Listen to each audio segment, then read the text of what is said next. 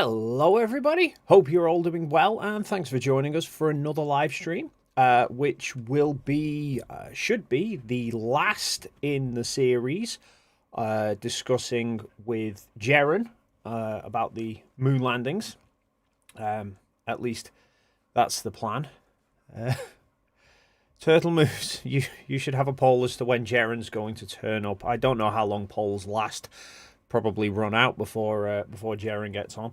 Let's get the rusty cam up and running. Although he's not actually in the frame. How is everybody doing? I know how you're doing. So yes, be sure, if you haven't already, be sure to vote in the poll as to whether you think that Jeran will change his mind or not. And I've just had the link through for Zoom, so we'll get that kicked in. Okay.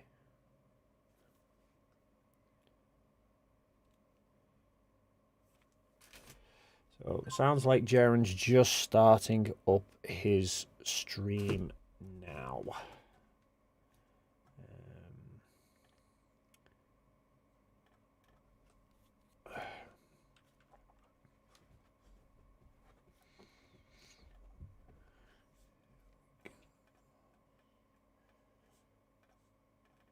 Yep. So, anyway, right. So I'm in the Zoom chat waiting for Jeran. As is. Oh, here we go. I'm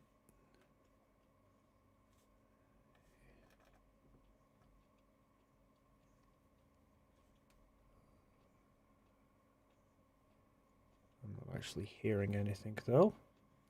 Oh, there he is.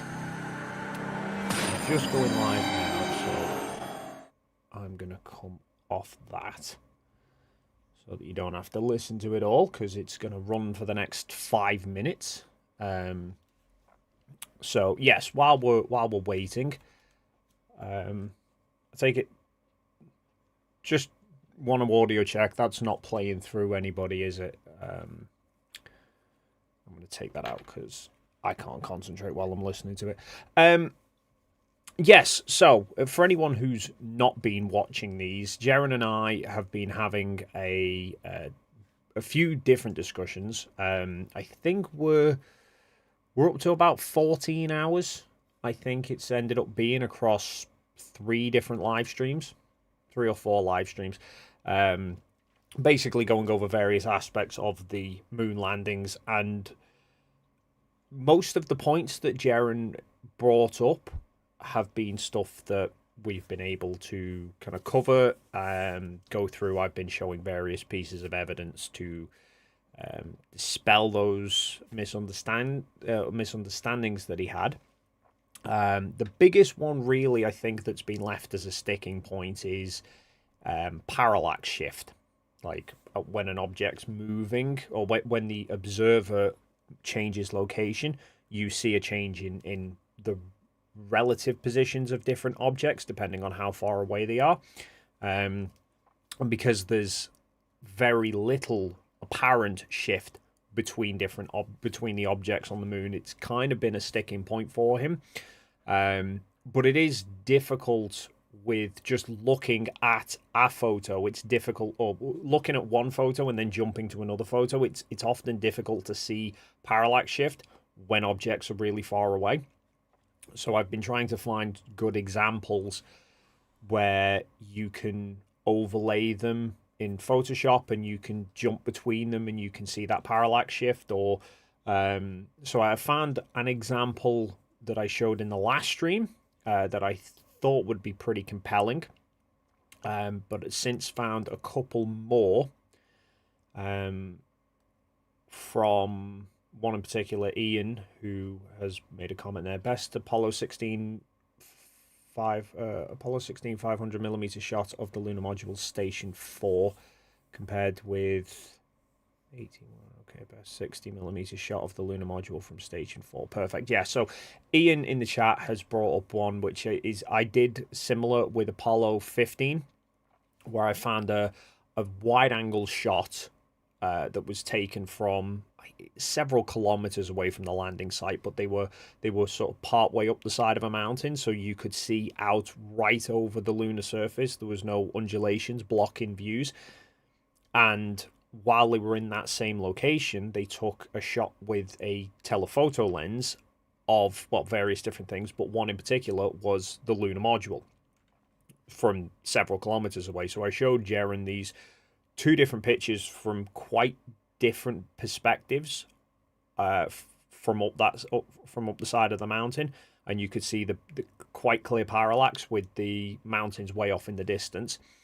And then I overlaid the close-up lunar module photo onto that wide-angle shot, and you could see the background and everything within the lunar module photo. The close-up shot matched the wider vista shot that you could see. But obviously, when you shrink it down, it kind of gives an idea as just how far away the lunar module actually is. Right, we are down to 60 seconds on Jeran's intro. Megalo, it's 11 p.m. Somebody asked me what time zone I was in. Oh, it's 20 to 9 in the evening for me. So usually Jeran streams much later, but for these ones, because I was mindful of how long they could go on for. I think the first one we did wound up going for about 5 or 6 hours. We got a bit carried away with discussing everything.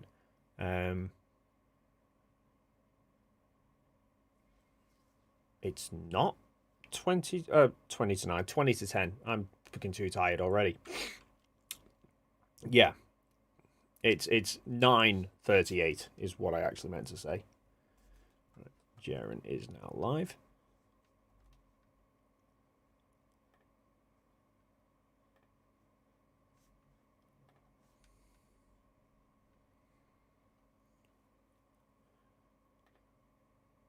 Bring him aboard. Dave, yes, how are you, my friend? I am very well, thank you, Jeran. Yourself? Excellent, excellent. We're going to try and keep the show a little bit short today because I do have swimming to do with my son, so that is the reason for me. Let's see if we got you on screen. We do. All right, ready for another installment?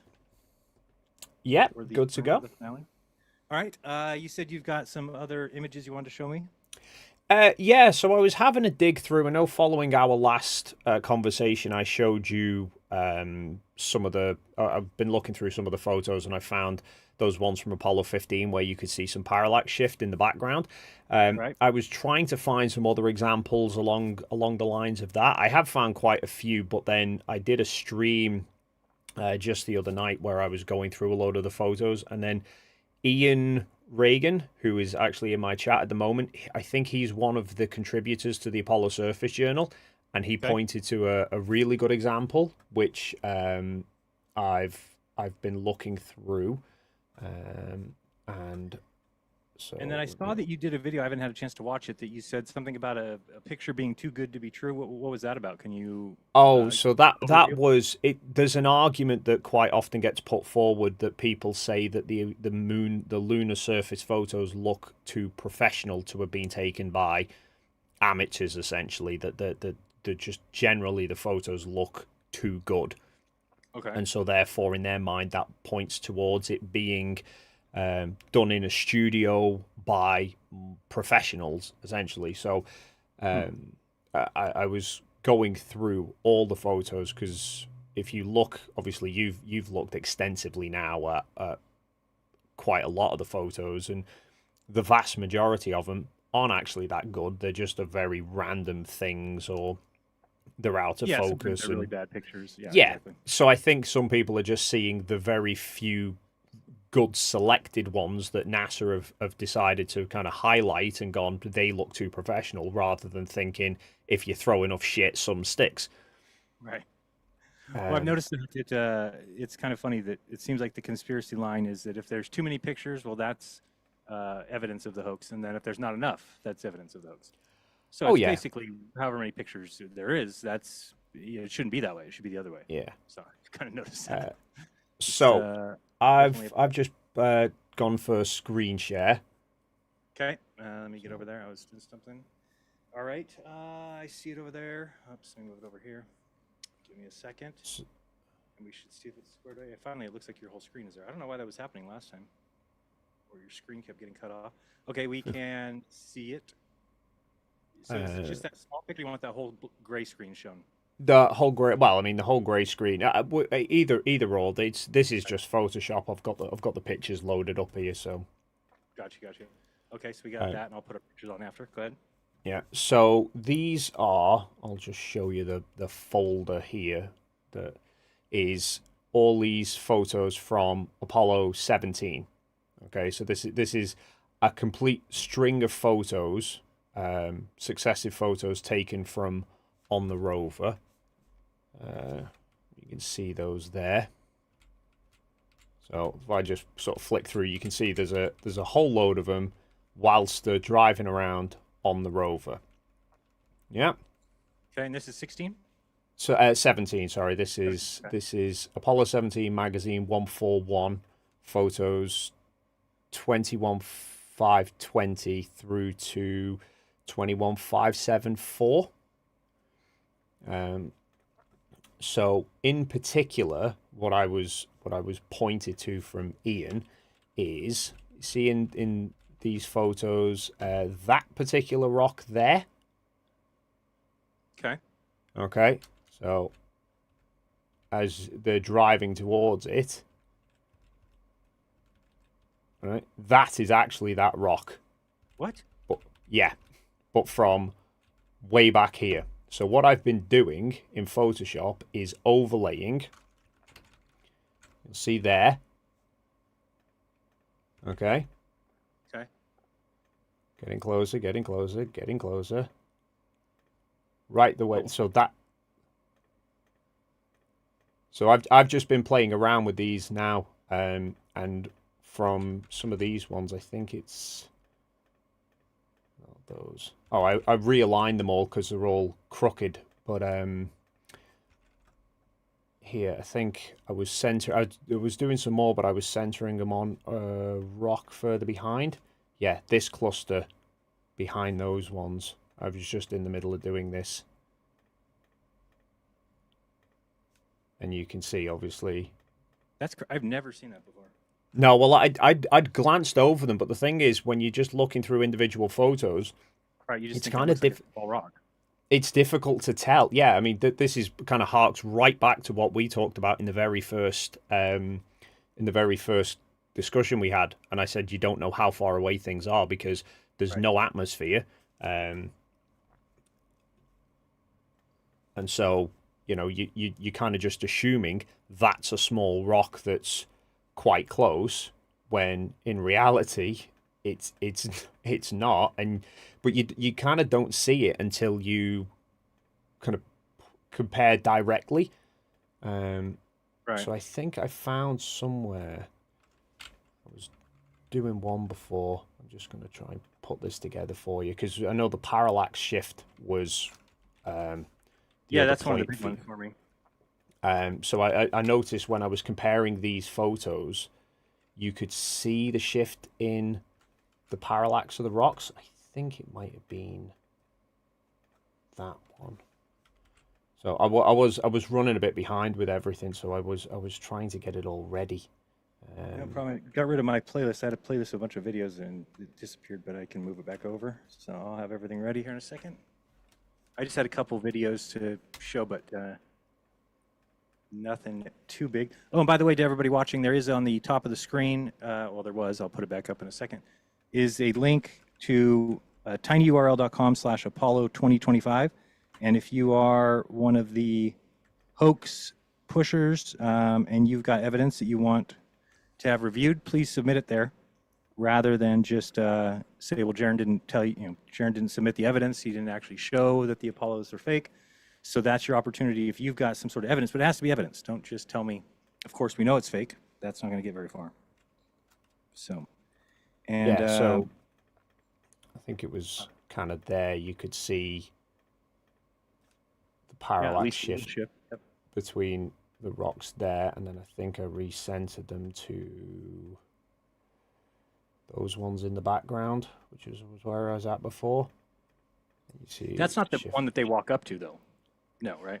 Remember, they No, walk up to that was Big Rock on Apollo 16. But then yeah, this is when they reach the very edge of that rock. So you can see those three rocks in the background there are those three there. But by that point they were already sort of right up to the edge of the rock. So yeah, that was basically the main one that I really wanted to highlight. That's obviously a considerable distance that they've covered, which would be far more than any possible with any studio. And so the guy that did the surface journal, you said he's in your chat. Yeah, Ian. Yeah, Ian. Does he have a? Did he give you any reason why a lot of those links to videos aren't working anymore? No, sorry, it wasn't Ian. It was sorry. Ian is in the chat, and he is, I think, part of the Surface Journal, but he wasn't the guy who sent me these ones. He sent me another example, actually, that I could bring up. I don't know, Ian, if you can point to why, if you know, Jeran's asking why the videos on the Surface Journal don't work anymore. Most of them you can find. You can find them. It's just a matter of digging for whatever reason. I don't know if they just moved all the archives and the links broke or whatever. But yeah, one that Ian kind of highlighted to me was the example that I gave you last time with the Apollo 15 shot, where I showed you the wide angle photo of the whole lunar surface, and then the really close in one of the lunar module, and I overlaid them. Right. He showed there's the same ones. You can do the same ones with photos from Apollo 16 and show the lunar modules visible. And I think it's on 17 as well. I think on all three of the missions where they had the rover, they were able to get telephoto views of the lunar module from sort of several miles away. Okay. Yeah, I'm still looking for. I've got a couple questions on. There's him throwing a couple things that I thought was interesting, but also the part where he's supposedly drinking water. I want to find out if you've ever looked at that, but I'll find it here in a second. And then I am watching him throw things, and you definitely have. I think that's probably the best evidence of it being real is the throwing of things, and then that responding is in a less than 1G atmosphere or environment. Pretty hard to dispute that. Oh, is this the one here where he throws this bottle? Yeah, I got to show you this one here. Let me bring up this. Oh, see, because a lot of people have asked me about this particular one, and I just don't know if the storyline is that he is actually drinking or if he's not. Let me bring up this real quick. 1 second, I'll put it in here. Do we have pot player on here? Scene player, pot. Come on, be on there. There it is. Okay, so you should see this. Oh, that's going to be in our way. Maybe there. Okay, now you should see it. Okay, you see that one? Yeah. Okay, so this is, we'll go ahead and put some volume on it. Bob, I'm going to take a zap of cold water. Okay, sounds good to me. So he says he's going to take a zap of cold water, and they kind of keep following him. Whee! And he looks like he's reaching for something to drink. Looks like it's getting dark out, is it? And then watch. It's not. It passes him, goes right back, and now he takes what looks like a bottle of water Oh, we is in and throws it. trouble. I got me going the wrong way. I did. I went to min instead of max. So he's not supposed to have drinking that. Do you know, I heard you mention that. I think you mentioned it at the end of the last one, and I remember looking into it, and I can't remember what the answer to it was. They had a way of doing it because they were on EVAs for several hours, so obviously they'd need and they were doing a lot of working and the like. So they did have a method of drinking and eating. I think they had food stored. I think they kept food. Oh, they had like a little protein bar, not a protein bar, like a little snack bar or something, like just in the front of their helmet. Yeah, they That could they eat could, from it. yeah. But I think they had a mechanism for water as well. But I don't think that was a bottle. Okay. I thought the water supply was in the backpack. So I'm not Yeah, I quite sure thought so what. too. And I think they're supposed to have a straw, but then somebody had said that they'd seen that there was a hole in the front of their helmet that was supposed to be an access hole, which I never I even heard before. And then they were saying something about you could screw a bottle onto it and drink from it, but I don't think that they claim to have done that. So Yeah, I think there was kind of too quick. probably sort of Anyway. contingency systems or I don't So know when he whatever says in he's going place. to get a drink of water, he just means I think it just from means a out of his suit. suit. Yeah. And then they thought that this throw looks peculiar. I tried to watch it slower. So it goes right past him, right back, and then he grabs a bottle, looks like out of some bucket. And then this throw here, they just thought that, whatever that is, I don't know what he's throwing, but I don't think that's a bottle because that's not a bucket. That's one of the surface experiments. There's photos of it I've got somewhere. I recognize it with that antenna sticking out the top of it. yeah, I don't think it's a bottle either. But it is just kind of a strange looking throw, but again, it's not going to look like an Earth throw anyway. So there's that one, and then I'll find some other ones that people had questions on. But I mean, for me, I think what's coming to be kind of obvious is that the evidence that to say it didn't happen, I think, is lacking severely. And if I'm wrong about that, then people can submit evidence. But I think that yeah, even for me, I want him to go back, and that I think is one of the best ways. Like I feel bad for Buzz and Neil. Honestly, if they went, the shit that they've gotten because NASA hasn't gone back is pretty extensive. I mean, I think that it's, and if I were them, I'd be pissed. I'd be livid that they just haven't gone back. And it seems like something that should be doable. And even despite the politics and everything else, that I think that the longer that goes on with them not going back, they should expect more and more people to start doubting this because, especially like you said the new generation, the people that are younger, may look at this and just say, well, this doesn't look legit. And I think if you really think about it, it's 2025. The video, what we would get now would be amazing. So I think it would really just be awesome. Now, people might say, yeah, but the conspiracy theorists will still say it's fake. That may be true. But there's some of us, myself, that would be ecstatic to see an updated version, something that with today's camera equipment, today's capabilities. And you can't go from the greatest feat that humans have ever done, and then just, so that's what NASA's done. They've gone from doing the greatest thing that humans have ever done to not really doing much. So again, people might say, "Oh, that's crazy. They do a lot." Well, I think that going to the moon is a pretty big deal. It's kind of like awe-inspiring in many ways. I can see why the boomers, the people of that generation, are so attached to it and love it so much because it is pretty telling of American ingenuity, American cohesiveness, and how we accomplish something by putting our minds to it. So I just think that they need to do it again. But for me at this point, when you're talking about hardcore, now I do think that it is the person, the pro claim that has the burden. So the people who say we did go to the moon has the burden of proof. They've got 16,000 photographs. They've got video footage. They've got data that is through the wazoo. If you look up at the Surface Journal, you look at the just the paperwork that you can access today and all the plans that you can access today. It's an extensive amount of stuff that so I think that they have done at least what they need to do. If it is fake, then it's on people's. Then it's the people making that claim that need to show why it's fake. And if your evidence is just, well, you haven't gone back, well, that doesn't mean it's fake. It definitely should make people question, but I don't think that that's evidence alone that it's fake. So, where is that exact evidence that it is fake?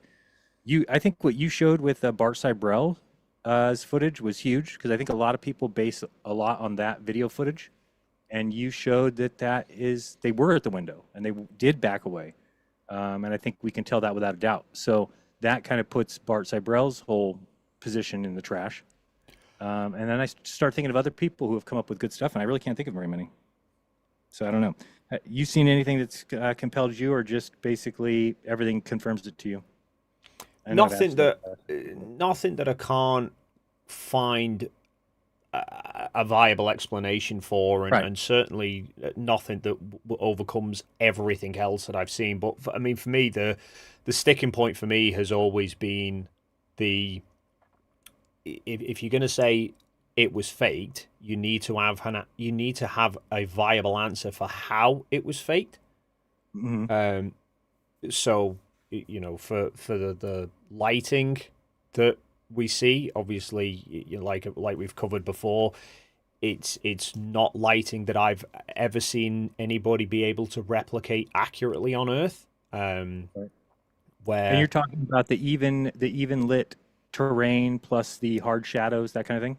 Yeah, so if you look through the photos where you've got a great distance from your foreground to your background, nowhere near the lunar module, by the way, because everyone brings up like Apollo 11 and say there's light fall off. Well, you're standing next to a massive foil covered spacecraft that's then reflecting light all over the place and basically acting like a secondary light source.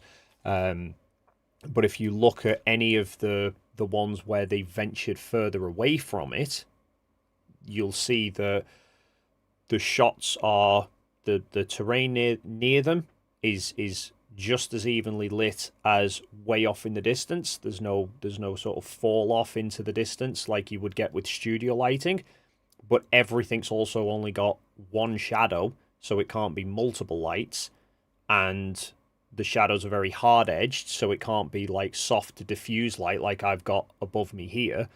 I've asked every person who's tried arguing it. I've tried saying, "Can you show me one?" I've never had a single person been able to show me a lighting setup that can replicate it.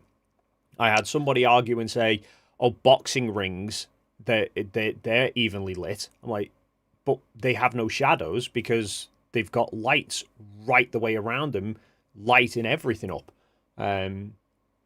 Yeah, so that for me is a big sticking point. But then obviously you throw everything else into it as well. Like, I mean, I think the footage you've got here, Well, they like did this a is lot. something a lot of people think is they're on cables or wires because Mm, it doesn't look natural, but it is the 1.6G environment. But I was watching this and trying to picture, if you picture him on wires right now, you'll notice that as he falls, he kind of does something right here that just wouldn't work with wires. no, as soon as he This rolls fall, over, if that was on wires, as soon as he rolled onto his back there, he'd be tangled up in the wire. right, and he actually continues and completes that turn. See, so now Mm, he's basically done 2 full turns. So his wires would be all crossed, and yet he just comes right back like nothing. no. So that is something I formerly thought was pretty good evidence of what, because I do see what they're talking about here. That it just looks like there's a little. It's just unnatural, but again, it's 1.6G. So if that were the Yeah, case, then you would be lighter on your feet, and you would kind of take a tumble like this.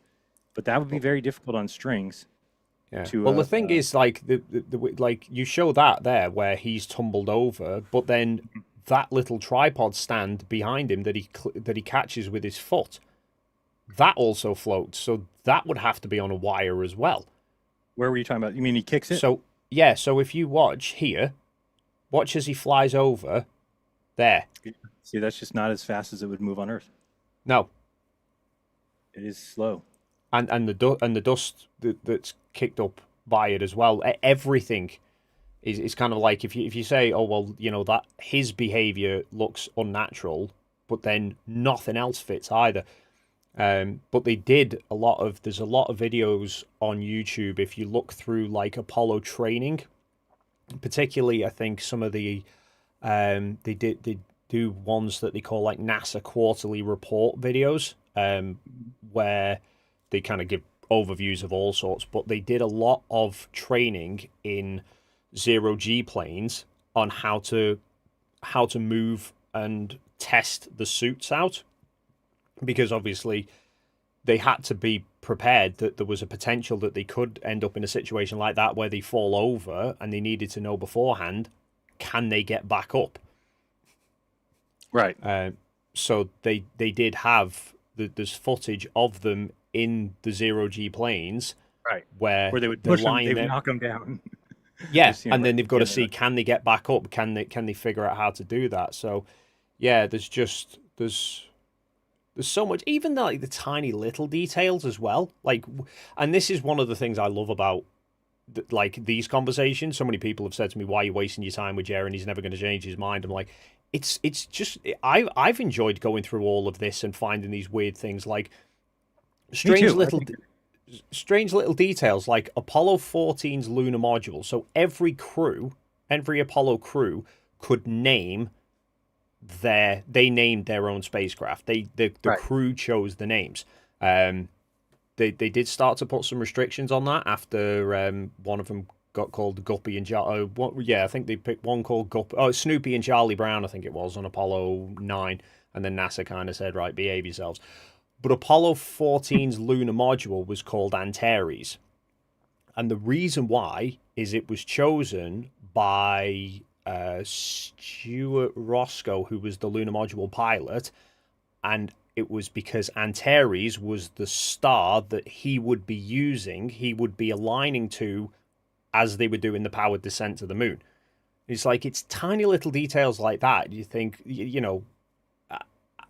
how has that guy gone through that much of a detail? Like, they're doing all these weird things. Why would they focus on what particular star they were needing to use to do a descent at the moon if they're just in a studio faking it? Mm-hmm. Yeah, all these weird things, and you think there's such attention to detail, and yet they seem to think that people wouldn't notice them falling around in wires. Yeah, I think that and for anybody who thinks that I won't change my mind, they obviously haven't been paying attention for 6 months. But it just needs to be the evidence needs to be full on one side. I mean, that's just basically what it comes down to. Is that if you ask me about the moon landing ahead of 6 months ago, I would say, of course, I don't think we went. But the more I've reviewed this footage, the more I'm having trouble finding anything that I can point to as evidence. In fact, I'm watching hours and hours of footage looking for that one bit of evidence, right? And I've tried to relook at this without that idea, because that's what I did before, which was, the Earth's flat, so let me go and watch this 3-hour documentary, and then I'll pull out of that the one statement that they make that makes it kind of look like the Earth is flat, and then run with that. But then you're using confirmation bias. So I've redone the way I look into footage. So I'm not looking at this and saying, okay, I want to specifically look for fakery, as I look at the whole picture. And I think the whole picture that you get is one that certainly looks like it's a complete picture. That, again, people can get as mad as they want, and this is why people don't like me very much, is because I can't be bullied into a belief. So right now, I'm sure the conspiracy people are losing their minds and saying, what is Jeran saying, that he thinks we went to the moon? But it actually matters zero to me what anybody else thinks. So, and that's neither here nor there, take it or leave it.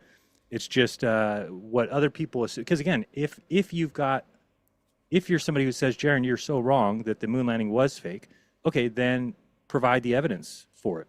And if your evidence is simply, well, of course we know it's fake, and how could it be real? And that's really personal incredulity. And that's different than, say, where Austin, I don't know if you watched the debate with Austin and I, but Austin was saying that saying that we falsified the flat Earth is a personal incredulity, because technically he's saying, oh, just because you don't know how it works, or just because you can't explain it, doesn't mean it's not real. I understand that, but the problem is that nobody in the world knows how the flat Earth works with the sun. So it's not personal incredulity, it's almost like worldwide incredulity. Whereas with the moon landing, the difference is, if somebody's saying, oh, I don't believe we went, that is your personal incredulity, because there is people who say that we did go and have evidence that we went. So you see what I'm saying? That there is a difference between when you make a statement like, how do I explain it? Let's say you came home and your child's face is filled with chocolate. And you said, what happened? And they said, oh, the dog ate the bag of cookies. You'd say, what? And they said, the dog ate the bag of cookies. You're like, no, the chocolate's on your face. And they say, well, Dad, that's personal incredulity. Just because you can't believe that it happened doesn't mean that it's false. Well, and again, that parent is in their right mind thinking, because there's no There's no connection. There's no history of a dog eating cookies and the chocolate getting on the child's face. So that was where I don't really consider that personal incredulity. But when you're talking about the moon landing, I do think of it that way. If somebody's saying, "Oh, look at this looks fake," right? You're just looking at this film and you're saying it looks fake. Well, to me, that is personal incredulity, because there is people who look at this and say it's real. And so that's the difference, is that they can explain how it's real, how they got there, what craft they used, how much fuel they had, what they used mathematically. They can do all that. So I think it's a little bit different, and that's where I'm starting to draw a line for people to call something fake without providing the actual evidence for it. So if you're somebody out there who says, no, this is definitely fake, then there's that. Oh, let me put that back on the screen real quick. There's that link at the top, tinyurl.com/ this one up there, tinyurl.com/Apollo 2025, and you can head there right now and submit anything, and you can even just write in there if you say, well, this particular mission is definitely fake for this reason. But usually I hear things like, oh, there's no video of them taking the car out of the rover, but there is, right? It's always like people just saying things that they think is true, but they haven't actually looked into it, which is kind of becoming a thing I'm noticing in the flat Earth community is, they just haven't. I showed last night when people show Admiral Byrd say that there's land on the other side of the South Pole that's never been explored, the size of the United States. Everyone jumps to the conclusion he's talking about some extra land beyond the ice wall. But if you actually watch that interview, he's clearly a globe believer. He's talking about being on the top and bottom of the world. And then he says that on the other side of the South Pole, there's an area as large as the United States. Well, guess what? Go to the South Pole and look at the other side from Middle America. And there is an area of the Antarctica that's as big as the United States that's never been explored. That's the other side of Antarctica. So I just think there's a lot of these misunderstandings, or these, maybe they heard somebody say it, and so they've just adopted it as being true. But I'm open, again, to the evidence of convince me one way or the other. For me, I would say if they went back, I would be convinced in a second. But that's the only thing holding me back, is that it seems to be something going on with NASA that they can't or don't go back. And again, it could be just politics. But as a country, can't we come together and just tell them to stop playing games and get back there? I think. Do you remember what I said to you in Punta Arenas after we got back from Antarctica, and you'd said, "Were we on the bus?" Yeah. Okay, I remember being on the bus. So, what did you say? Because you were having kind of difficulties of going, the globe's the only thing that fits everything. Right. But it's kind of like, I think you were right in that transition point where you were like, it's the only thing that explains everything. Right. But you couldn't quite bring yourself to fully kind of commit to it. And right. I said to you that it's not a concrete, you change your mind. You go with wherever the most evidence points to. Right. And if everything's pointing towards the globe at the moment, then you go with the globe unless somebody can come up with a flat Earth model that can explain everything else. Excellent way to put it. Yep. Excellent way to put it. And then if you'll never have two completely different models that perfectly match everything. There will always be differences. So if everything fits a globe at that moment that you know of, you go with a globe until you find something that can explain everything better. Science does it all the time. It's how we've gone from Newtonian gravity to Einstein, because everything early on was fitting Newtonian gravity, so we'll just stick with Newtonian until we find something that can explain everything else better. And it's no different than with flat Earth, globe Earth, and should be no different than with the moon landings. And you talk about, like, everyone brings up the burden of proof. Well, I think people use the burden of proof, like Austin seems to extensively misuse that as a cop-out of not explaining things. Because it's the person with the positive claim has the burden of proof. Well, NASA turned around and said, we've been to the moon. Now, if they just said, we've been to the moon, you could turn around and go, I don't believe you. I don't think that's the negative claim of just going, I don't think you did. Right. When they bring up all the thousands of hours of photos and videos, that is their proof. Right. For you to then go, you can't then just go, I don't think you went to the moon. You're then saying, all of that must have been faked. That becomes then a positive claim to go, the moon landings were fake. The burden of proof then shifts to the conspiracy theorists to come up with evidence to show it's fake. Right. If you show photos that are impossible, angles that couldn't have happened, things like that, well, then you've got evidence. And that's the thing about these 16,000 photos for all those who think that the moon landing is fake. And I get it. If you're a conspiracy theorist, you think the moon landing was fake. So it is on you to go through those 16,000 photos and really, are you going to reach the conclusion that, oh, they just were able to perfectly hoax these 16,000 photos and that you cannot find any incongruencies, you can't find any parallax things that should be one way and are not. I mean, the only thing I've found is that possibly the Google Earth or the moon, whatever you call that, Google Moon, is incorrect in some of its altitudes. Right? I mean, Ian did say, he pointed that out because I was talking about that on the stream the research stream that I did, and he said, kind of, don't take everything from that with a pinch of salt. Basically, he said it's quite temperamental, and it's. I think they've probably not invested as much in extensively getting that as accurate as they do with Google Earth, because obviously more people use Google Earth than they do Google Moon. Right. No, I think that's you're right about the amount of evidence and what it should do, because I think people really feel like, and maybe it's YouTube that did this, that it pushes people into one camp or the other. Right? It almost doesn't allow you to be in the middle. And I think that like when we went down and saw what we saw in Antarctica, which shows without a shadow of a doubt that the AE map or any flat map, because I think all flat maps will be AE maps, it has been disqualified. So the hope would be that we come back and that everybody who is a flat earther recognizes that, okay, our idea about the flat earth was wrong. The globe has the position of power right now as far as fulfilling observations and things like that. And then, so you can say, okay, yeah, it looks like the globe is true. And then in the back of your mind, if you want to keep thinking that the Earth's flat and look and try and find evidence for it, then that's fine. And then if you find that evidence and bring it forward, the problem I have with the Flat Earth group is that they act cocky as could be, as if they have all the evidence. They act like they've got a position in the debate. And I don't think that they do anymore, because they don't even have a map or they don't even have a model.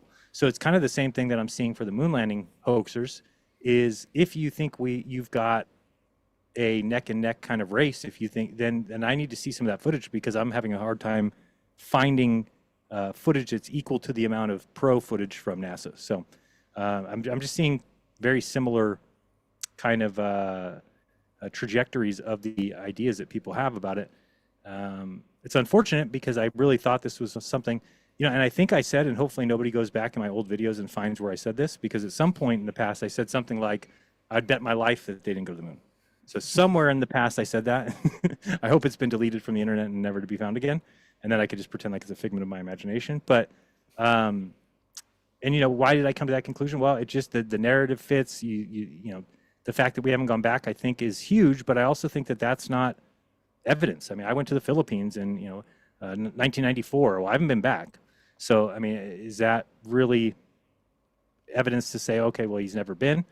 No, not necessarily. I think that should they go back? Yes. Am I going to have a problem every year that they don't and every year that they delay? Yes. But that's my own personal thing, and I just think that as easy as now, I think it should be. It's something that should happen.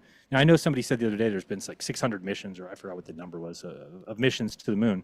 But as far as putting people there, I think it'd be great to do it again.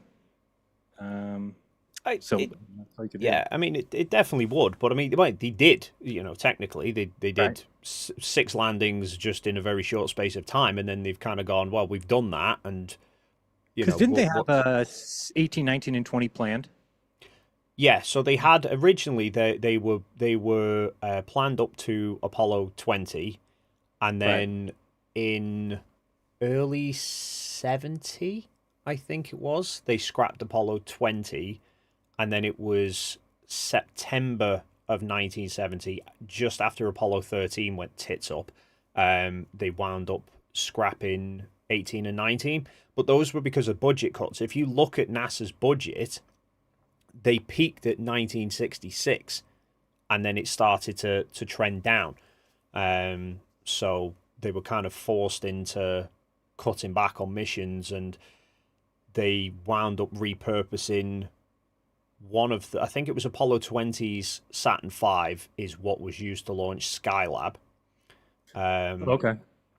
And then the other two weren't complete, or they were all in pieces, but then they wound up using those. One of them is, I think it's actually a mixture of 18 and 19's Saturn V's. That is that where in whichever museum it is in, I think it's the Kennedy Center or wherever, they've got like all the pieces of a Saturn V laid out along the ground. Yeah, That's actually pieces of the two outstanding Saturn V's, and then the rest of the pieces they shipped off to various different museums around the world, or at least around America. I think it's to like various places where there was companies that contributed to building the rockets and stuff as well. Now this, I wanted to show you these things here too when you get a chance. Go ahead. But yeah, so it really does come down to politics, and the thing is, if you look at it, like I pointed out to you last time, it's down to politics, and it's down to their incentive. Is there a big enough incentive to spend whatever it's going to cost? Kennedy himself said in 1962 he had no interest in going to the moon. He wouldn't have spent the amount of money that it cost in going to the moon. And this was when he was going off the figures that he thought it was going to be. It wound up going even more. He basically accepted that he destroyed the country's budget for several years to go to the moon, but the incentive was there of, we need to beat the Soviets. We need something to outdo the Soviets in. And because the Soviets were ahead, the moon was the only option they had available. If there was something else they could have beaten them to that was less extreme, then he would have probably gone with that instead. But it was only because that it was that driving force of beating the Soviets that caused him to want to spend that much money. Then he died, and he was obviously Democrat, and then he was replaced by LBJ. Yeah, who was still a Democrat, and I think so basically it stayed Democratic until, was it early '69 Nixon came in? It was right before Apollo 11. Yeah. So by that point he's come in, Apollo's pretty much already done before it's made any significant change in political parties. So if you think about all of the space missions, whenever they get cancelled and postponed, it's always one political party dumping on some the other political party's plans. Republicans said we'll do Constellation. Democrats come in and go, Constellation's not working, we're scrapping it and we're going with SLS. Now Republicans are back in going, SLS isn't working, we're going to go with potentially something else. So yeah, the politics is the big driving factor, and every single time, pretty much every big space mission, government ones from NASA, has gone over time and over budget. Right. Big time. Yeah, all of them do. Apollo was more budget than they were intending on spending. And not just those, but James Webb, Hubble, you name it. They're all. Yeah. Everything does to an extent, but Apollo was a massive expenditure that they can't then kind of find other ways to save money for it. It's a case of the government needs to put the money in, and that's it. The shuttle was going to do the same thing. Like I said last time, but basically they turned around to Jimmy Carter and said, we can either, you've sunk this money into it already, you can either give us some more and we'll finish the job, or we can scrap it. And if it wasn't for the fact that the DoD wanted the shuttle for launching satellites, the shuttle probably would have been scrapped in favor of finding something else as well. Right. So it's just a thing of at the minute going back to the moon. Every time something starts going over budget, there's more incentive for them to say, now get rid of that and find us something that can do it cheaper, rather than we need to beat somebody or do it for some other reason. Right. Now, all these images or these videos of the crafts supposedly in space, Do you think that the movements look entirely mechanical, as if, because the hoaxer would say that this is hung by rafters in some sort of a warehouse or something? And the only reason that I would say that that has some merit is that it, if you watch any of the movements of these crafts, let me show you another one here that this coming down here, right? This part. This here coming down, I mean, it looks like it's being lowered on cables, and then it looks like it's being spun. Like, that doesn't look like a natural movement from RCS thrusters. At least what we see today, like we can watch SpaceX deliver a satellite, right? And the things that are launched from the satellites, or the thing that's launched from the second stage, they don't seem to move like that. I would never look at those and say, oh, that looks like it's on strings. Whereas this one, I do think, like right here, this movement, it's coming down and then it's kind of like flipping over. It just looks like it's very, sounds like herky-jerky. That's like what you would see on wires. You don't see anything weird with any of that, huh? I'll try and find some others. So that one is so comparing it to SpaceX, the thing is a lot of the SpaceX flights are all automated. They're all computer controlled. Whereas obviously Apollo was doing everything eyeball. Correct. And that footage is heavily sped up as well. Yes. So all the slight movements are going to be, much more exacerbated than, if you look at some of like the space shuttle flight footage, you'll see the same movements, that they're trying to eyeball everything. But that's kind of like, I keep thinking, like, people have this idea of, these two craft approaching each other and stuff. I think mid-air refueling that you see, right, where you've got a plane, you've got two planes that are gradually, slowly coming up to each other. That's essentially what was going on there. In terms of the movements, those two different videos kind of go against each other in terms of like the idea of being on wires, because you showed the lunar module and you're saying it's bouncing around like it's on a wire, but then you showed the command module do a full flip and it was dead smooth, because they're in space, they're in a vacuum. So the moment they put a little bit of thrust in and then stop it, it's just going to go in a steady, gradual roll, which is what the command module did. They just did a full pirouette round. From a distance, whereas the lunar module, the juddering came in as they were getting closer to each other, because they're trying to align themselves properly with for docking back up again. So I think you see the same in Apollo 9. That's the thing whenever you put ones like that to me about, could these really be above the moon? Try and find a similar example from one of the other missions beforehand, because there was always the great thing with Apollo is there was a mission that covered pretty much everything. So everything that you can see them do above the moon, they did above the Earth on Apollo 9. Seriously, good. Yeah, you're right. This is totally sped up. So let me slow it down so that people don't see that and think that's what they're trying to say. Just like that, so the footage. Oh yeah, the other thing is, like, you look at that footage, you can see the reflections of the astronauts in the window. Mm-hmm. When you slow it down, you can actually make out as sometimes the outlines of the suits. I thought I saw something weird before, and then I did slow it down, and it was a reflection of that astronaut. Yeah. But on the lunar module one that you just showed, where they were turning right the way round, and you saw the back of the ascent stage, there's damage to the back panels which were caused from the liftoff that you can actually see happen in the takeoff video. Right.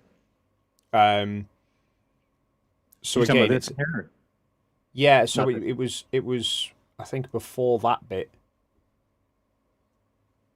I'll find the. Yeah, you can see there. I mean, that's a reflection there.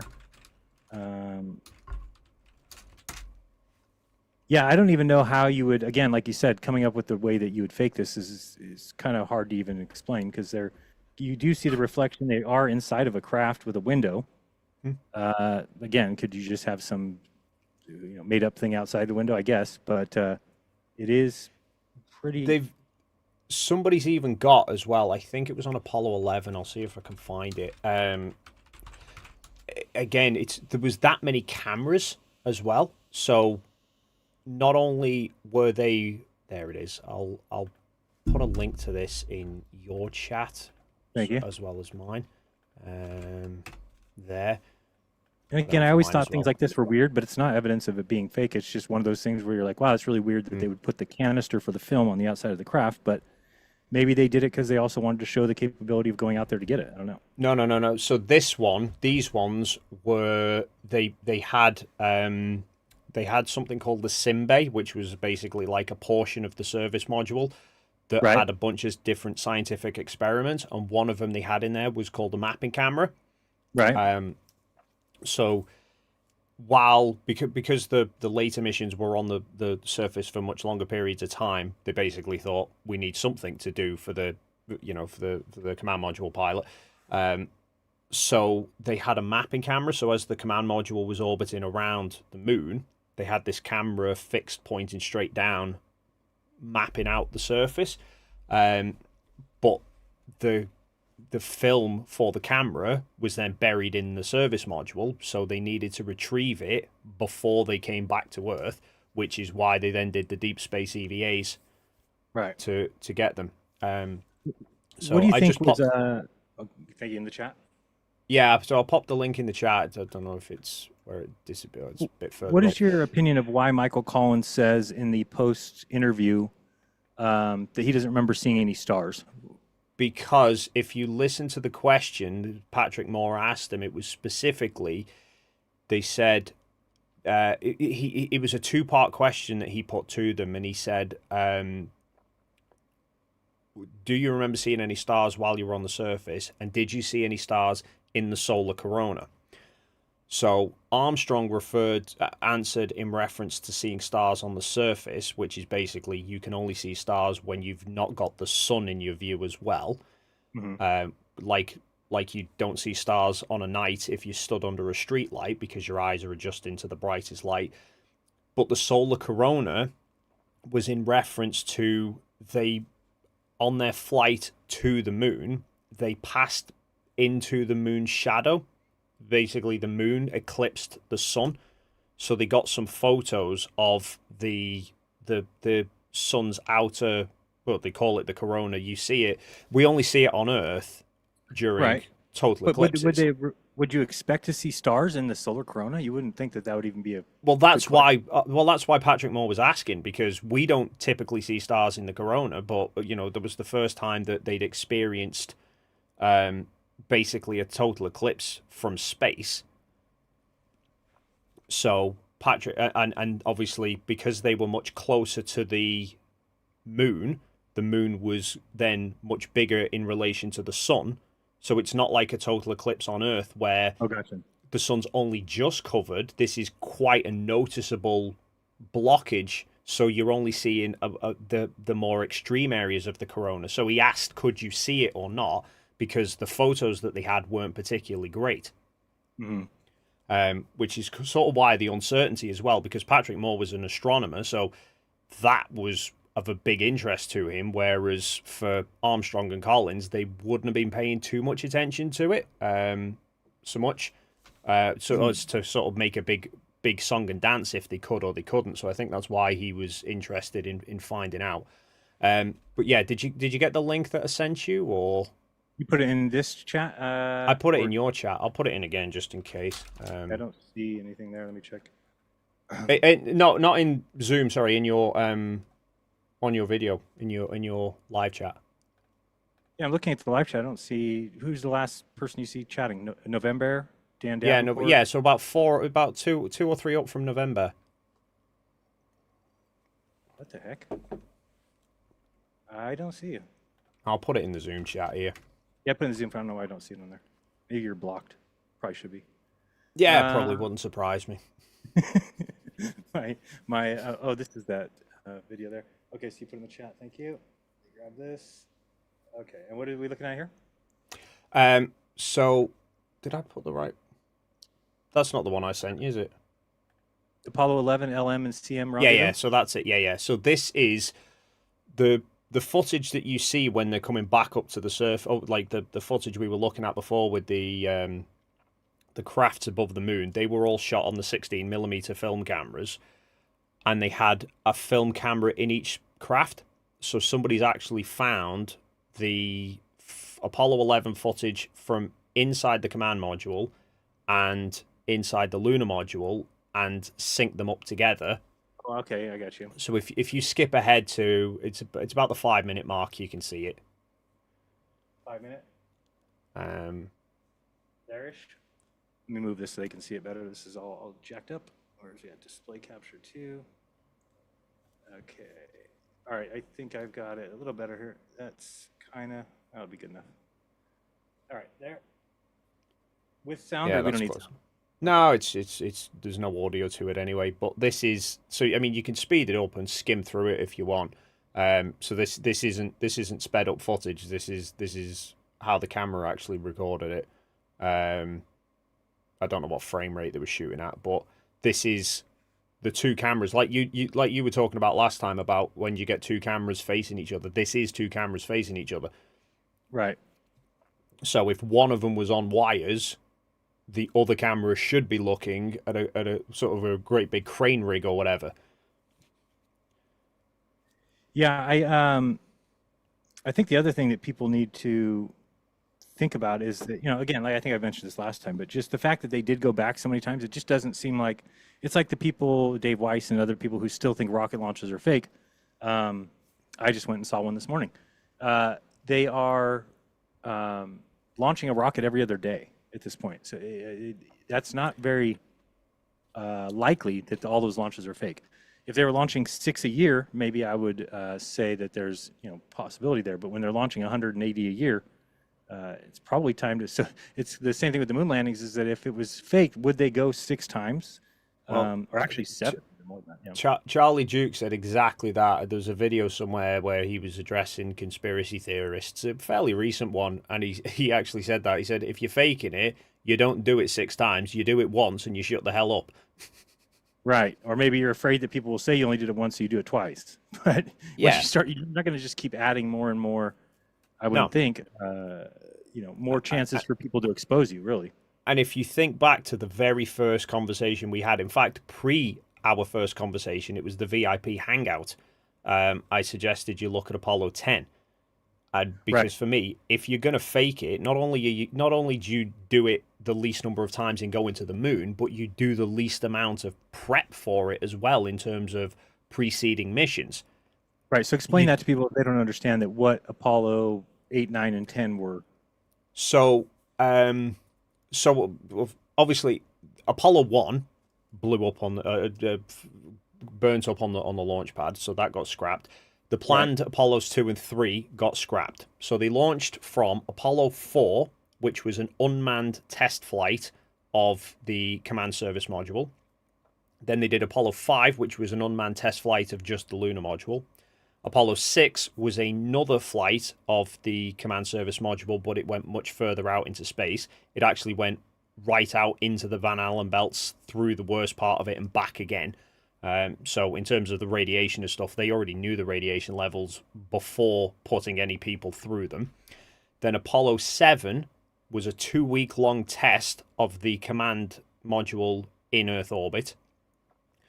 The plan had then been to do a test of command module and lunar module in Earth orbit, then do a test of it sort of partway to the moon, and then in orbit around the moon. But then, due to a delay with the lunar module, they changed it to Apollo 8, which was a flight of the command module all the way to the moon, to lunar orbit, and then back again, so that they had the bragging rights to say they were first to reach the moon. Then Apollo 9 was the test flight of the lunar module, manned, like 2-week-long mission where they tested extensively the lunar module in Earth orbit. Then Apollo 10 took all of that and basically did a full dress rehearsal of Apollo 11.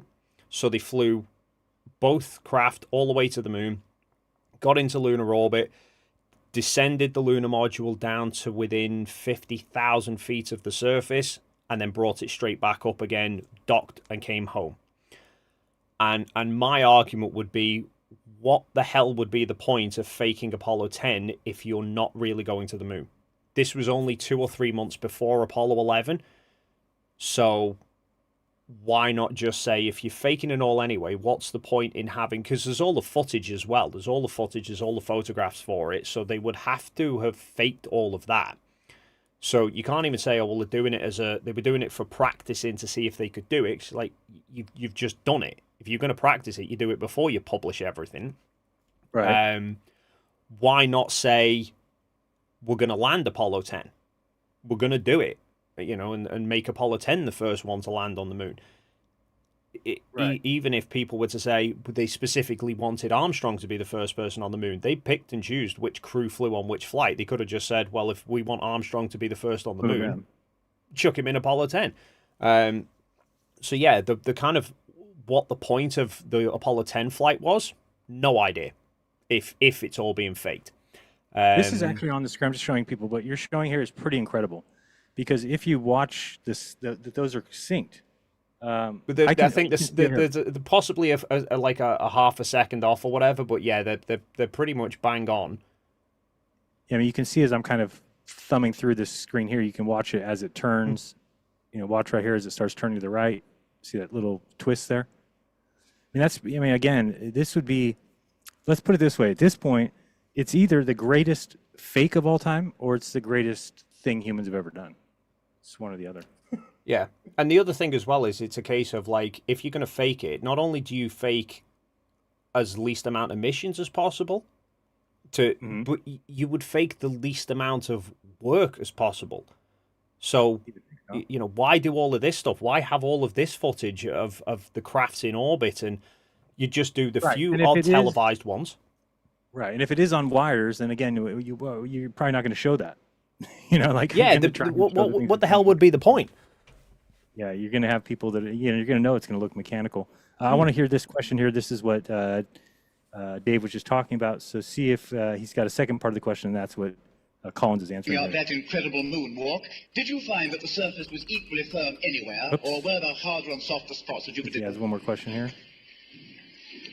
I thought that was his question. I think the... No, so he asked two questions. Yeah, so he asked that one about the texture of the surface. Armstrong gave an answer, then Aldrin gave a big long answer. And then he asked right after that or later? It might have been that. I can't... Were there harder and softer spots? So he's right there. He asked that, then it looks like Aldrin gives an answer. He gives an answer, and then they go on to some girl. Oh, it might have been. Maybe he gave it as a two-part question, and then they threw the...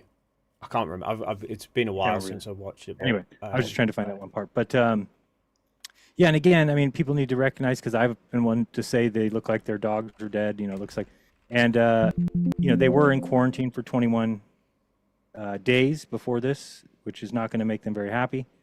And yeah, so I mean, again, is it evidence? You know, it's peculiar, but again, is it mean that it was fake? No, I don't think it means that. Perhaps a half an inch or a little bit concerned.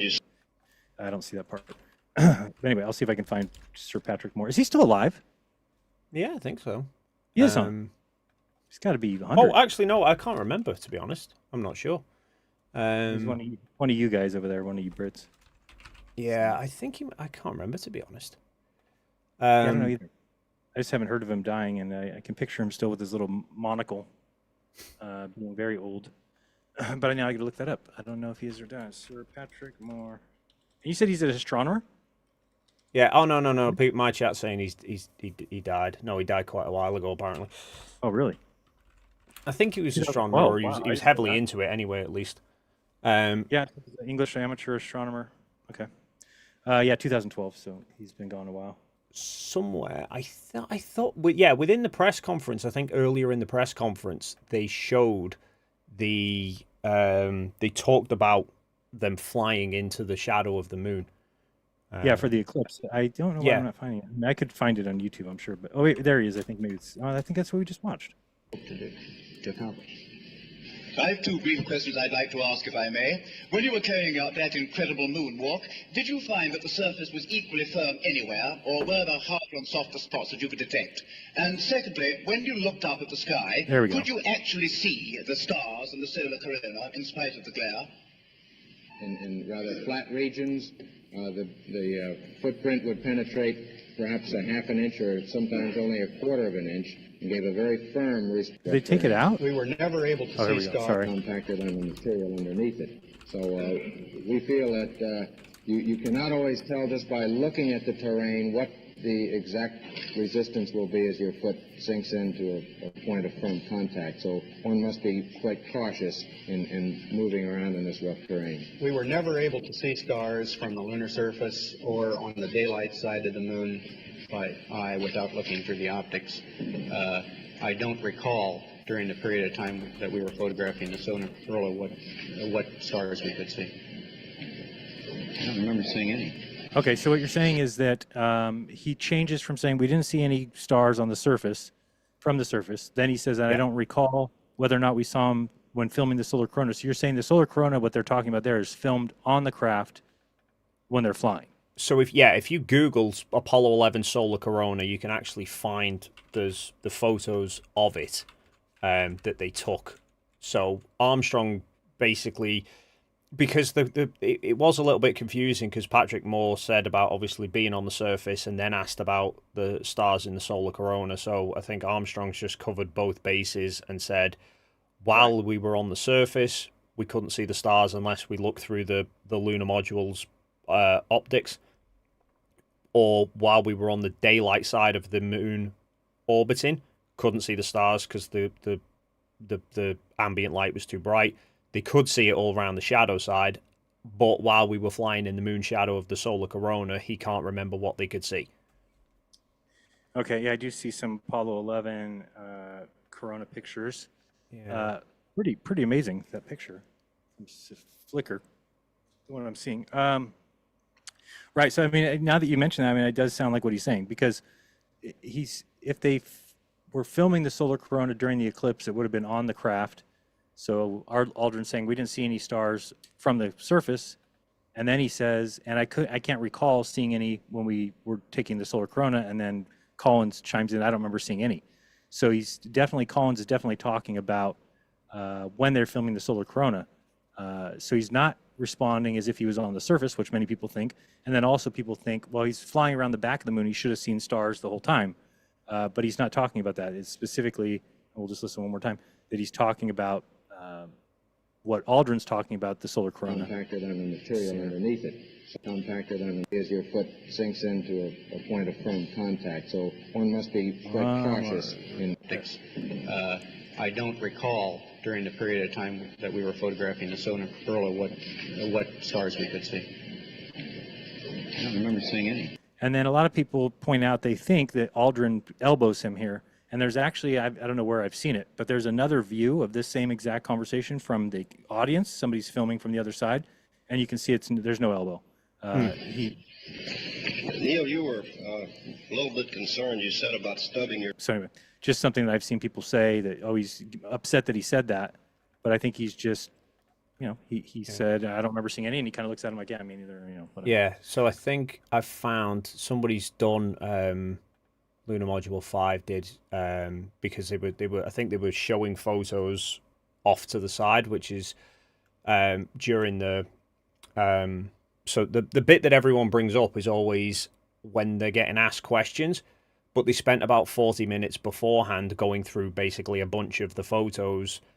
Mm-hmm. That's when they're looking at the screen and talking about things. Yeah, so they're showing obviously this projector of photos at the time. So, but then they're not visible within the press conference footage. So somebody synced up which photos with the conversation. And okay, if people are watching this, you can see the astronaut's reflection here, which is pretty incredible. You just saw his sleeve there and his hand. I'll need to rewind a little bit. You can see that. Because again, this is going to be very difficult. You can tell he's got a white sleeve on there, and then you can see as he adjusts here. Where did I see it? Right thereabouts. we could see almost the sleeve in the hand. There was a hand. So that's I'm pretty, sure- I mean, good. Yeah, I was going to say, I'm sure I remember on seeing one of them, I thought I caught a view of the actual mission insignia off the suit as well. I've just put in the Zoom chat to you a link to that synced up press conference with the photos, and I've actually put it on the bit where they're talking about where they captured that solar corona photo. Cool, I'll bring it up right now. Just as a reference so that people could see that's what they were actually talking about. So Patrick Moore was asking the question based on that, and that was while all three of them were together. So whenever anyone says, why was Collins answering about it, it's because it wasn't actually while they were on the moon. Right. You can actually see right here that you can see this is a sleeve with like a little patch here in the reflection. And then you see his hand pull away. So, I mean, that's pretty incredible, because if it is faked, then they're in a craft, they're filming out the window at this, which now you're getting more and more difficulty of explaining how that could be hoaxed. So, yeah, let me look at the chat over here. You said this one, and so okay, got it. It's up there. I'll show it on the screen.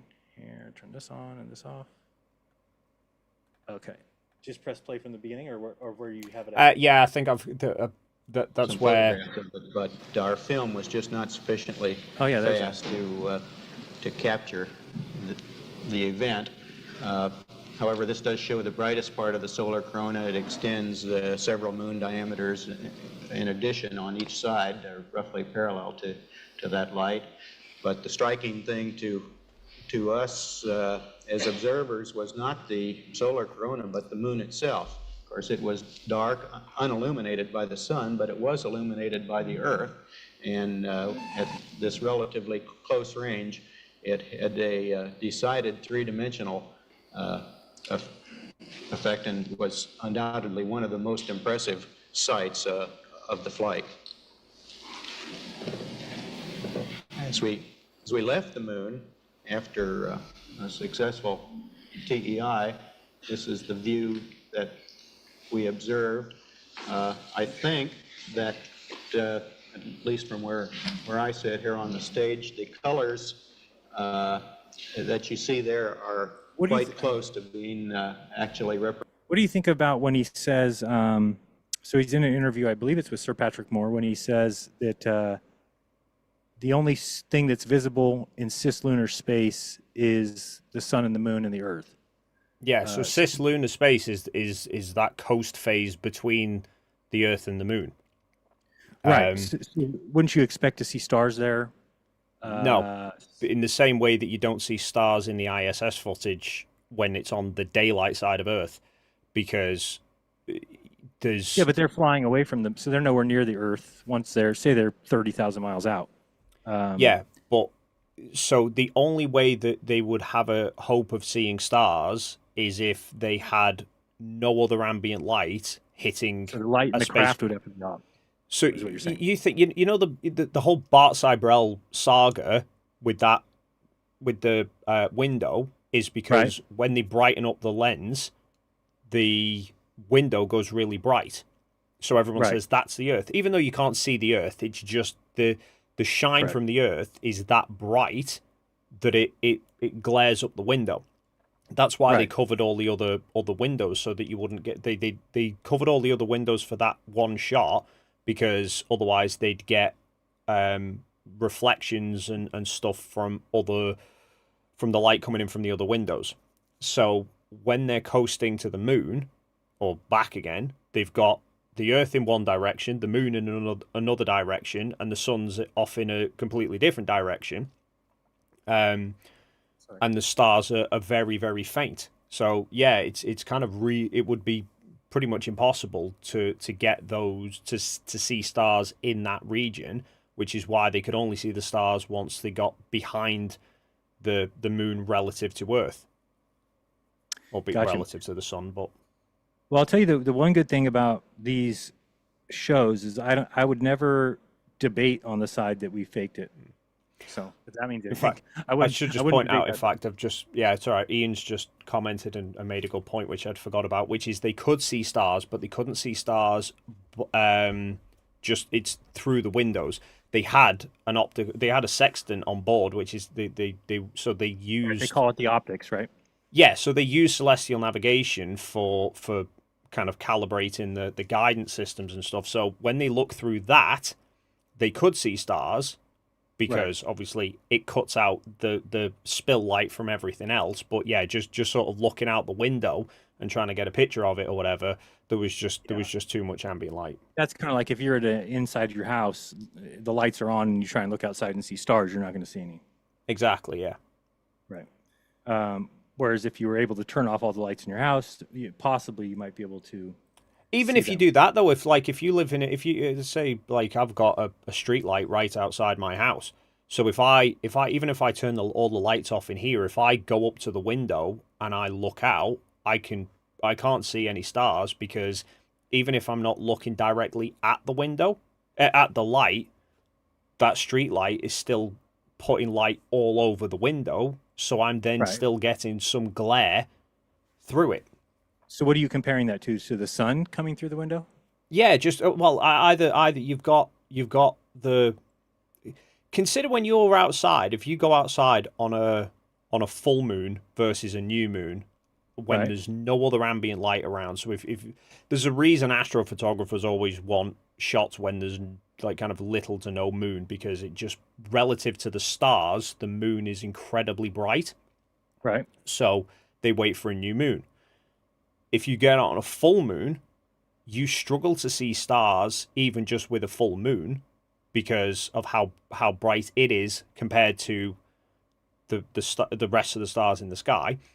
Now consider that the Earth is 4 times the diameter of the moon. So in one direction, you've got a moon that is getting bigger that looks bigger than it does here on Earth. You've got a moon, you've got an Earth that is bigger than we see the moon here, and you've got the sun as well, all in different directions to each other. So there's pretty much nowhere that there's no window on the craft that they could look out of that didn't have one of those big light sources somewhere within the vicinity of it. Okay. Have you ever heard where like Leroy Chow is an astronaut that says that you can't see stars on the daytime or the nighttime side of Earth? You heard that during a spacewalk?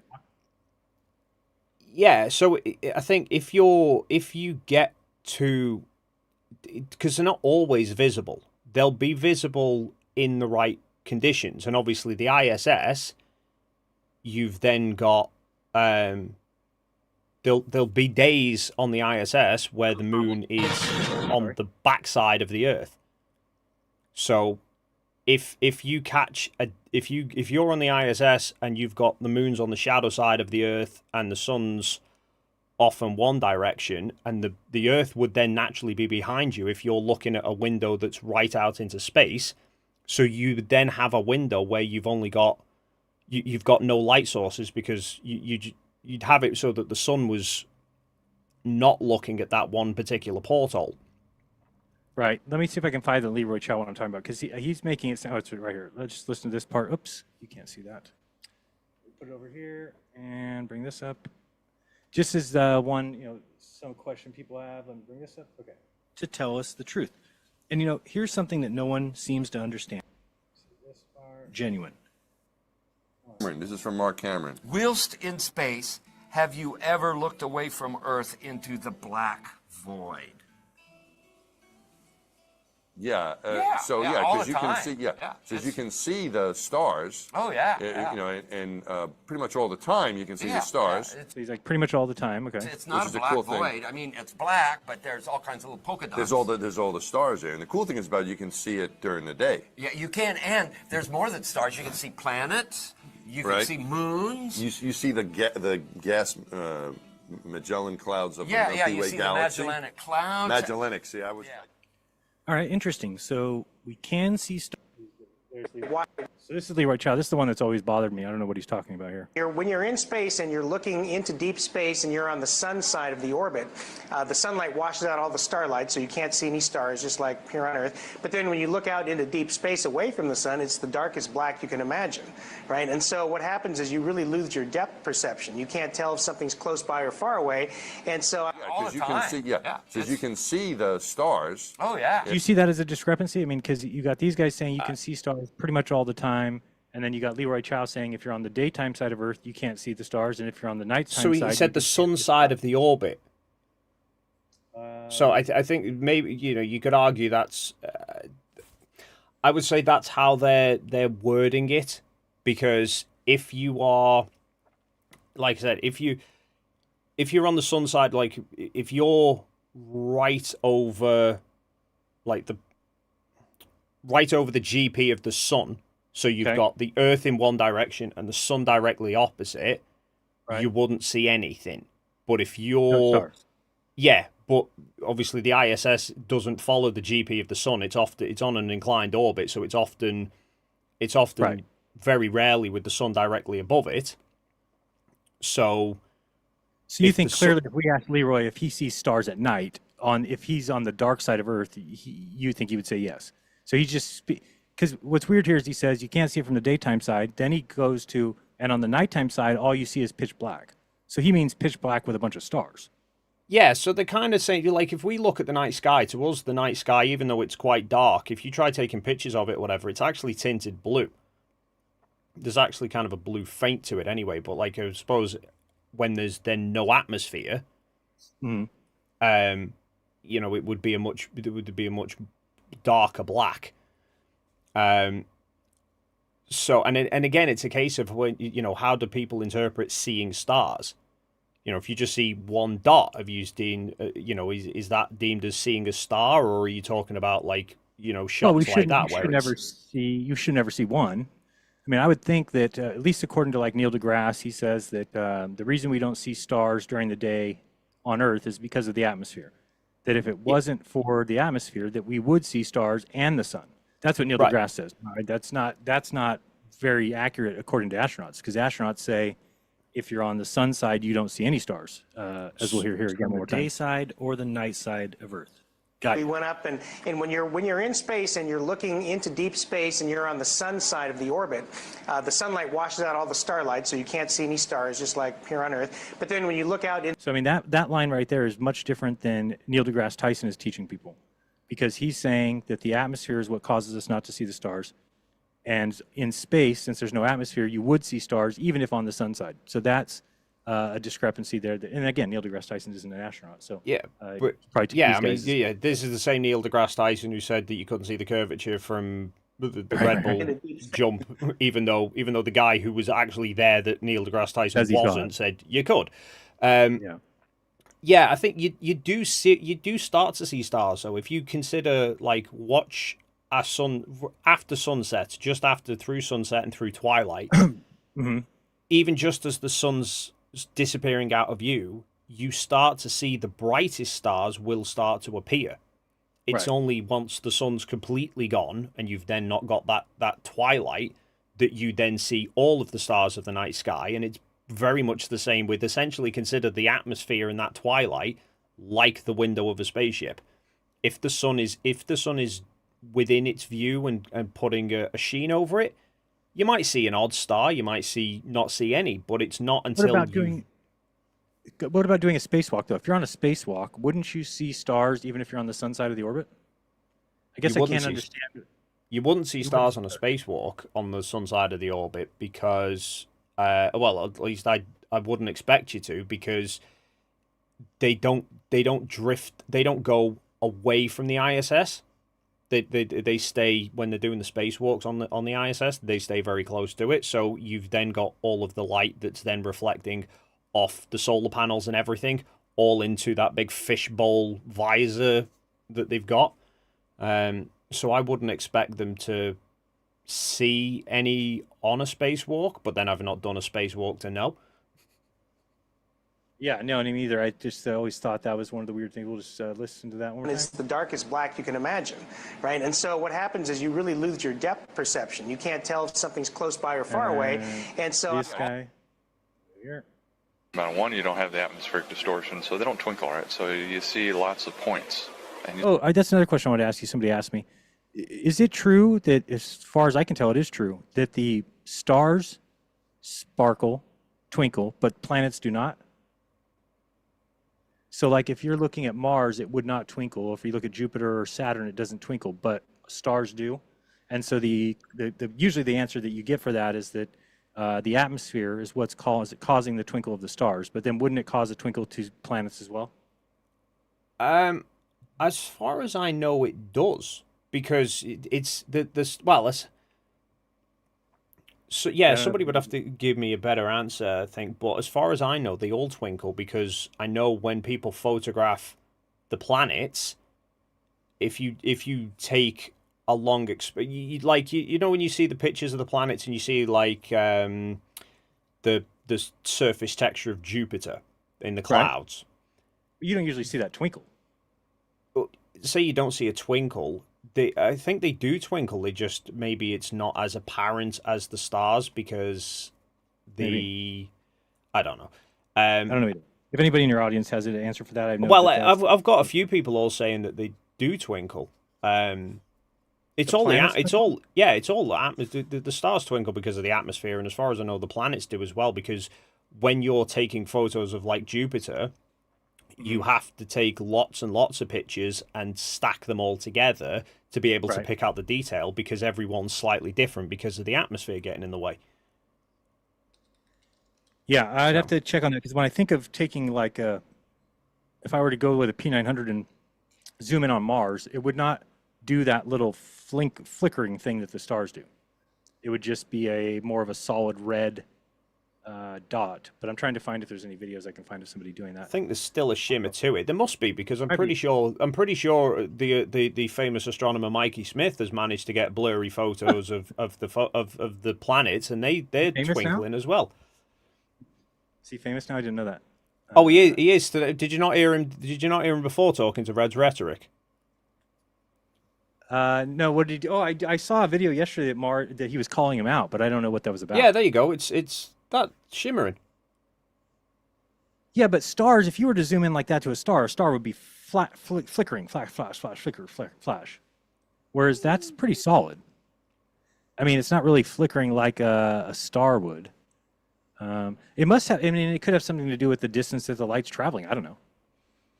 Stars obviously is a lot further of a distance, so maybe the light's getting here in like varied times, or you know what I'm saying? I don't know. Yeah, I don't know. But yeah, he was. Red's had a debate with a chat with Mikey Smith, because obviously Mikey Smith can't operate a telescope to get it in focus at the best of times. So does he have a telescope? Oh no, binoculars. No, he uses binoculars in his phone. So Reds had invited him to go and meet Astronomy Live, to take some photos and do it with a film camera as well, so that he can't say it's like digital real-time manipulation from NASA. Right. And Mikey Smith was saying, I don't want photos, I want videos. So Reds was trying to explain to him, you can't video a galaxy. He was saying about getting like the Andromeda galaxy or whatever, and he's like, I'll put it in a video. He said, you can't get it in a video, because to get pictures of it, you take like several minutes a long exposure. Right. He's like, so you want me to be able to condense a 2-minute long exposure into a 30th of a second video? And Mike's like, yeah. Oh, Mikey. I don't know any flat earther that actually watches him. That's the weird thing. I think it's just you guys. Sadly, it's just you guys. I think he's got a couple of people, but yeah. Maybe. And this is the part I was talking about, that people just so they could hear what he's. But I think you're right. I've heard him in other interviews say that through the optics, which I'm assuming is the sextant inside the craft. You can see them. In fact, they're so numerous, it's very difficult to pick out the constellations you and I see here on the ground. Mr. Armstrong, I do realize that when you were on the moon, you had very little time for gazing upwards. But could you tell us something about what the sky actually looks like from the moon, the sun, the earth, the stars, if any, and so on? The sky is a deep black when viewed from the moon, as it is when viewed from cislunar space, the space between the Earth and the moon. The Earth is the only visible object other than the sun that can be seen, although there have been some reports of seeing planets. I myself did not see planets from the surface, but I suspect they might be visible. Huh. Yeah. Because you can see. Yeah. I am starting to see that. I am seeing that you can listen to that and actually take it a different way. Everyone's experiences are going to be slightly different, but then, I mean, Jeran, you and I had exactly the same thing. I mean, totally. Did you not see the kickoff that I had with Brian's Logic, because we were talking about the shadow of Mount Rossman at the camp? Right. Yeah. No, totally. And we were both there, and it's like I even remember that because I was like, well, they're confused about when I was saying it, right? Because when we were there, they told us that it was going to get blocked by the mountain. So that's what we assumed. So that's what I thought.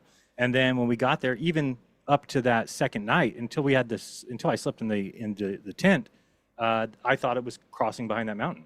And it wasn't until after that I found out that it didn't. It was slightly above it. No, but that's the thing. The shadow, because he was saying, "Where's the shadow from the mountain?" There's no shadow from the mountain, and I said the shadow didn't reach the camp. It wasn't far enough in to reach the camp. Right. And he's like, "But Jeran said it did." I was like, "Well, I'm pretty sure at that time each morning you were in bed asleep anyway, so you wouldn't have seen it." And then it was only when I then went looking back on it. So obviously we've got you saying there was the shadow, and me saying there wasn't. And when I went back and checked the footage, it turned out that the only the very south end of the camp just got the shadow, like 2 or 3 rows of tents, but it missed where I was. Right. So it's like 3 different entire. So you're saying the shadow. You're saying it did go over. I'm saying it didn't, and it turned out we were actually somewhere in the middle. Right. And it was also because I was saying that at night, because they were shocked, they couldn't believe that at night it had a difference, but it was different. It was 10 degrees cooler, and there was like a wind, and it was more unpleasant, in the what would call nighttime. But in terms of this, they're talking about quite different conditions in the sense that Armstrong was talking about being on the lunar surface, whereas they're talking about being in Earth orbit. So here's something for your audience that I would love to see. This is kind of one of my remaining issues with space and everything like that, is if you can find me any video, and so it's been 23, 24 years. I don't know how long the ISS has been in orbit. 25 years? I don't even know. Something like that. But I just want a video of an astronaut going to the window at night. So on the night side of the orbit, meaning that the Earth is going to be dark. And this way, if they go to the window with a camera, you should be able to see stars. Especially if you're putting the camera up against the window. You might catch a couple, but the most part is like most of the time when they're doing it, they're not going to shoot video because you can't really see stars with video. They'll do photos. And if you look, there's a load of time lapses where you can see them passing into from daylight into shadow, and all the stars become invisible. There's time lapses. The ones I love are where the time lapses are taken at nighttime, exposed for nighttime, and you can see them coming into sunrise because you start to see the satellites as well. Right. Because you can't see the satellites when they're on the shadow side as well, because they're not them reflecting anything, and you can't see them on the daylight side because they're too small and they won't reflect. Well, they won't kind of stand out as much. But you catch it just at sunrise, while the ISS is still in shadow, and you can see all of the satellites and the space debris flying around. Did you see the video that I did about the one I put out recently, because said like the best ISS footage that I've seen? Oh yeah. The like when they're flying through the craft. They're like floating through. It's like an inside. Yeah, I saw that. Yeah. But that's with a 360 camera. Oh, I did not see that. I did not. Oh no. So that's the thing. I left that as the big reveal. So I'll send you the videos now. So yeah, these were actually shot with a 360. I'll send you. In fact, I'll just give you this one because this one's. I know you've shown this website before, but I want people to see it. Damn, it's not a good. Usually they do a better. Well, usually there's better pictures to look at. But if you've seen the EOL.jsc.nasa.gov. That's the one I often look at. They've got loads of time lapses on there, and some are daytime, some are nighttime. Right. You can go there pretty much any time, and there's always a new batch. I mean, I would say twice a week they upload a batch, And if you just click, I just put the link in the chat, but if you click latest ISS imagery, then it just lists a bunch, and you can tell these are photos being taken from the ISS.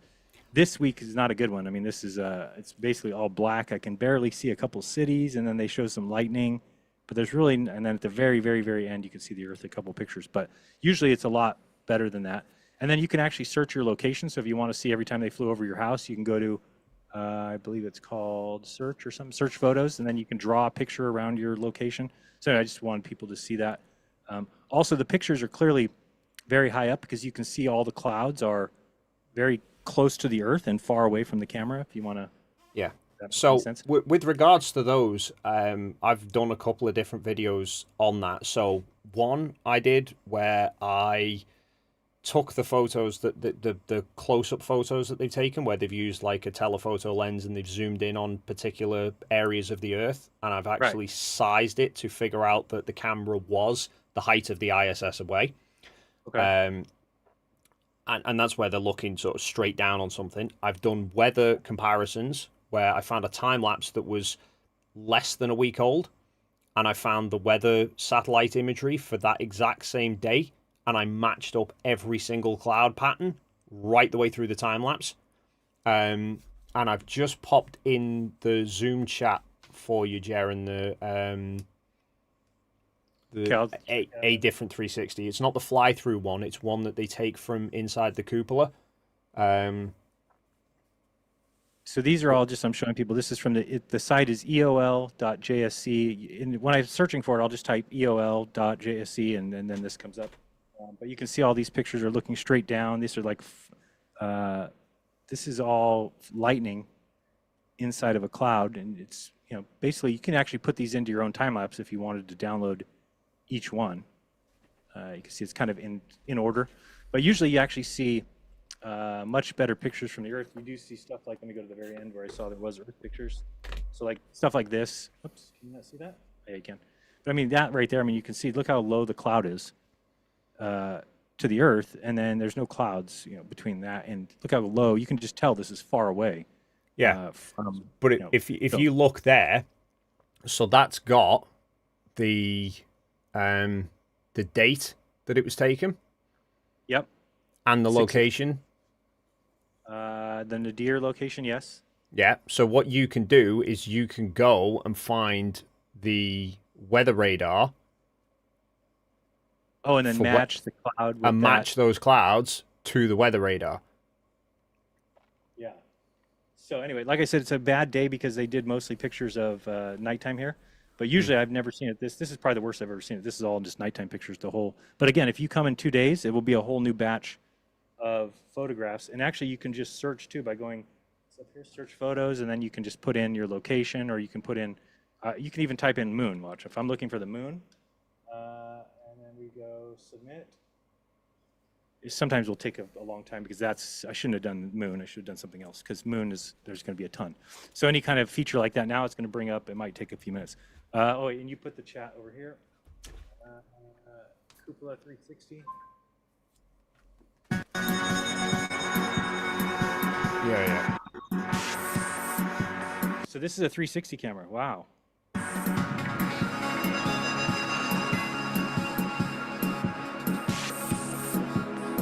I didn't know that they had this.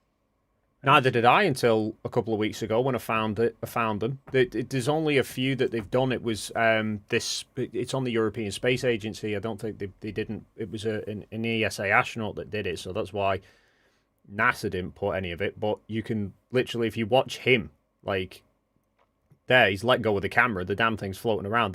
I checked it. That's a Nikon D5 and a 70-200. It's a 3 kilo camera setup that he's using, and it's just floating around. Wires. Yeah, no.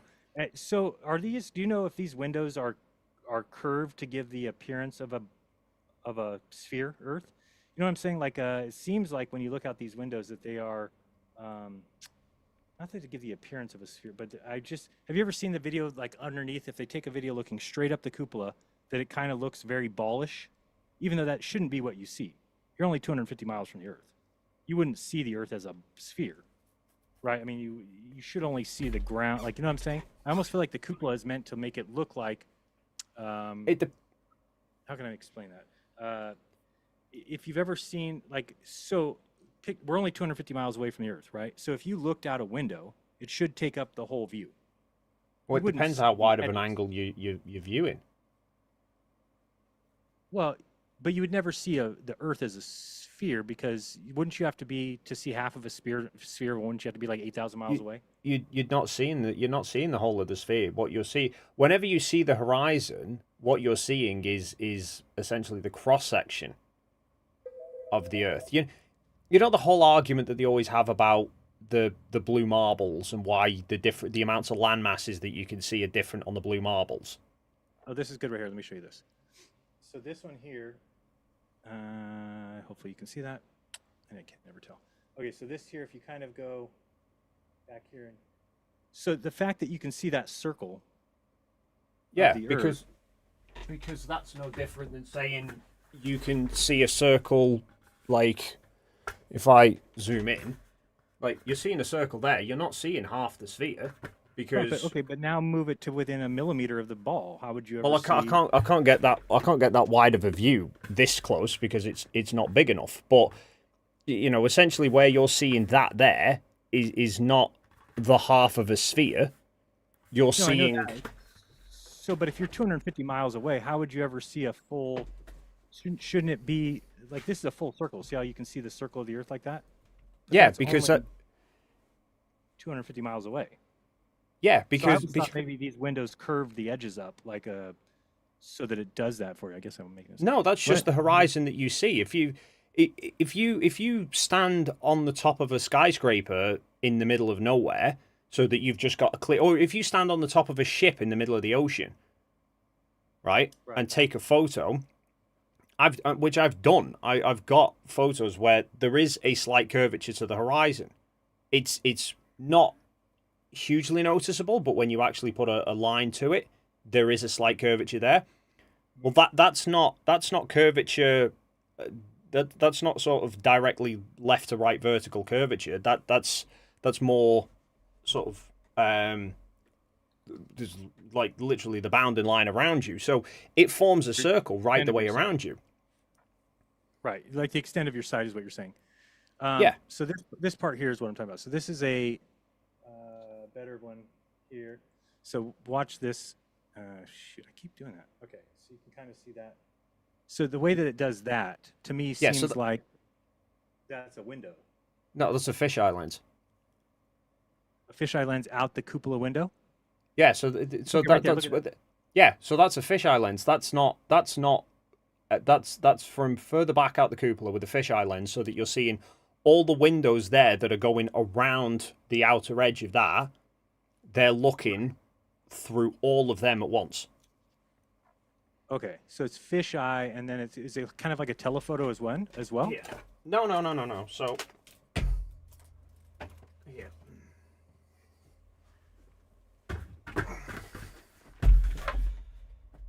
So they're just doing this. Hang on.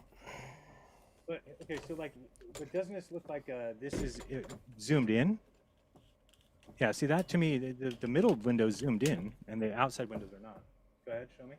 So that's just they're doing like that, and then going around it. I can't get it close enough because But that's only 250 miles away. So but they're not showing you the whole Earth. Right, it's just they're only seeing. Right, so you go back to that 360 video. So real quick, this part here, you see how that's clearly the middle window is a zoom window. See this? No, it's just the distortion of the fisheye lens. Are you seeing this on the screen? That's just distortion of the fisheye lens, causing this to be zoomed in and then the sides to be not? So yeah. Like when it comes into the window, it gets real big and... Okay, I didn't know that's a fisheye thing. All right, so go back to the 360. Where was that? So essentially, what it's like you're looking at is the entirety of that 360 view. As you spin it right the way around and then you look straight up as well, you're essentially seeing all of that in one frame. Got you. Okay. I guess you could tell here this isn't zoomed in, or else you'd be able to see some sort of zoom there.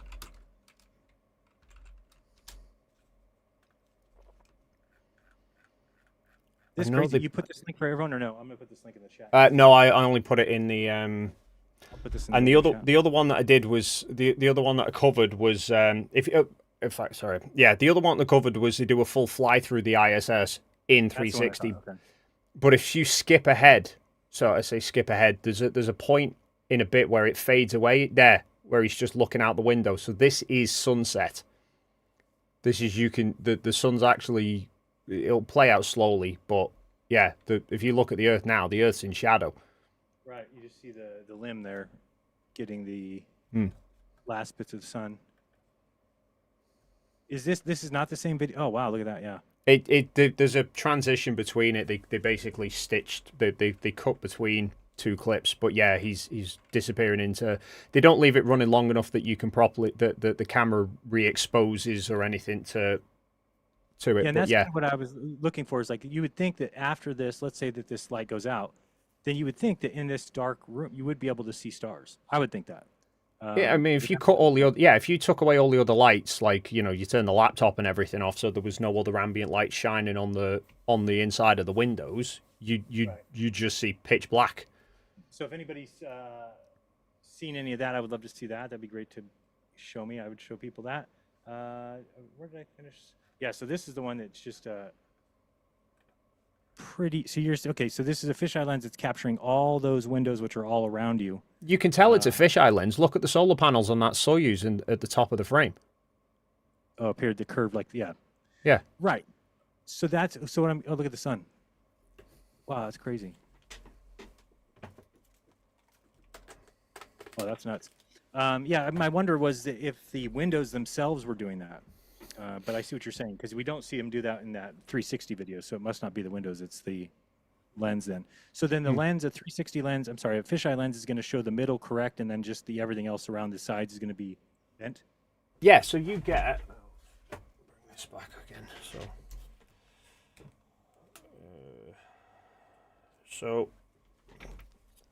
Oh, God. I'm just breaking everything.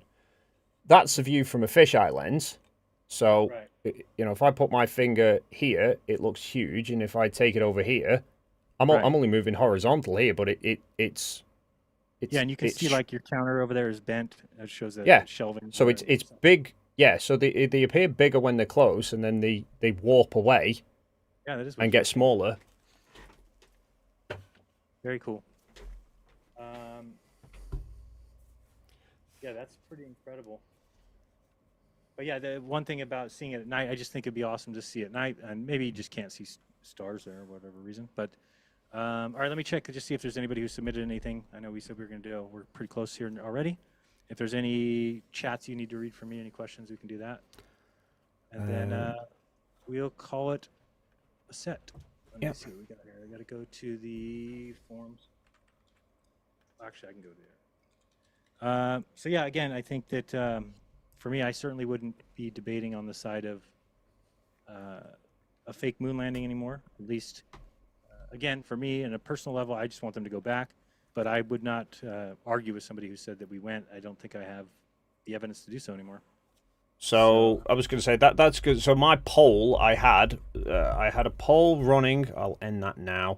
That said, do you think Jeran will conclude the moon landings were real? I've got 56% say you will conclude they were real, and 44% say no. So who are you disappointing, Jeran? Cards on the table. Yeah, no, I think that I would say that it looks like we went to the moon.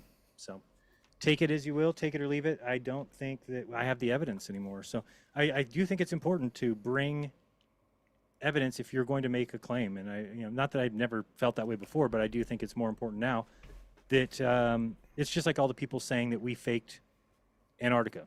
So if that's what they think, then they need to bring the evidence of that, and then it goes up against the evidence that we have, which is in and of itself the multiple 360 cameras and the coinciding of the filming. There is no incongruency. There is no somebody says, oh, well, where's the camp? You missed the camp. No, we got a drone and showed you that we go up from the drone and we can see the camp. So I guess that really did show me a lot. If it wasn't for Antarctica, I'm not sure I could be where I'm at today, obviously. But just seeing their rushed, abrupt opinions and calling that evidence is none of what they've showed is evidence. Look at what Saab and Flatzoid have been going off for what 6 months, calling it fake, but they've never provided anything. So we can't allow people just to call things fake unless they have evidence to support that. And my evidence to support the moon landing being fake is didn't hold up. I mean, I showed where I thought there was parallax issues. There doesn't seem to be. In fact, we found videos that show parallax at the faraway rocks. There's nothing incongruent that I can find as far as like this guy's taking a picture from here and this guy's not taking a picture, but he's being photographed taking anything like that. There's nothing like that. I did actually find as well. I was looking for it before. There was a great one I found from Apollo 12. So on Apollo 11, they only had one photo camera with them. But from Apollo 12 onwards, they each had a photo camera.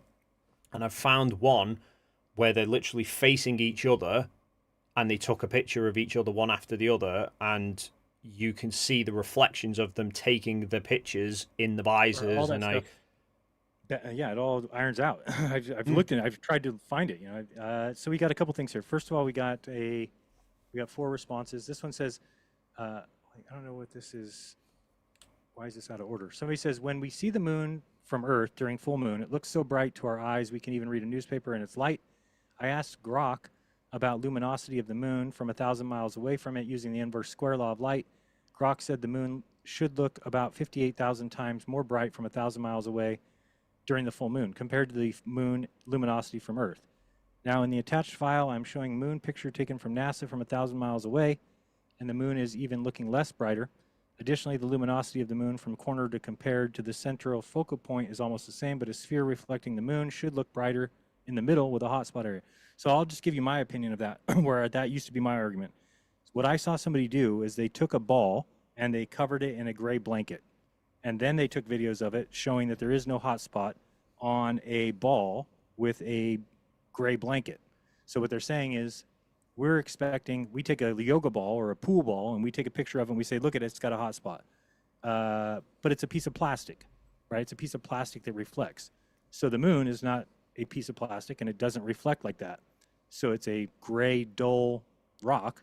And so you wouldn't expect a hot spot. That's, and I've seen somebody actually show that. They covered it with a blanket, it might have been Nick Havoc.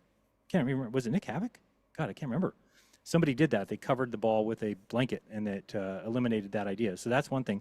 As far as the inverse square law of light, that's another argument I used to make, because you can take a certain number, whatever that is, say it's 10 lux. That's just an estimate. Or that's not even an estimate. I'm just making that number up. And then you kind of reduce your distance from the moon to where you're back as far as we are, and it should be, it should be 56,000 times as bright when you get up close to it. So what is the explanation for that? Is it basically that we're considering the moon a point source of light, or what is the... Yeah, essentially, it's the as you're getting closer to the moon, you're also then seeing less and less of the moon, because... Well, at 1,000 miles away, we would be able to see pretty much the whole thing, right? So, I mean... What? 1,000 miles from the moon or the Earth? Sorry, 1,000 miles from the moon. No, so because as you're approaching closer and closer to the sphere, the more and more of it is becoming obscured. The analogy that I would give in terms of this idea is go and stand outside on a road, right? You're 6 feet above the tarmac and consider how bright it looks, and then go to 36,000 feet in a plane and look out the window. The tarmac still looks just as bright. Right. And you've shown that before. You did a great video. If people go and watch, do you remember which video it is where you zoom into that light bar and it shows that it's the same brightness even though you're half the distance away or twice? Yeah, do you remember that video? Yeah, I mean, I've got it here. Oh, there you go. Oh, that's yeah. So what he did is he took this light, put it far away from him, and you can see the brightness of it. And then he backed up twice as far, but we didn't lose the. So if you take, well, I'll just pop that there. So if you take that row of lights, okay, and then I back away, I mean, they go out of focus, but you know they're just as bright. They're just the same brightness. It's now they just appear bigger. Right. Yeah, and you showed that that when you zoom in, it's the same. But you put it next to each other in the video. Do you remember the name Yeah, of the video? yeah. Not off the top of my head. I'd have to go and look for Yeah, it. I don't remember either.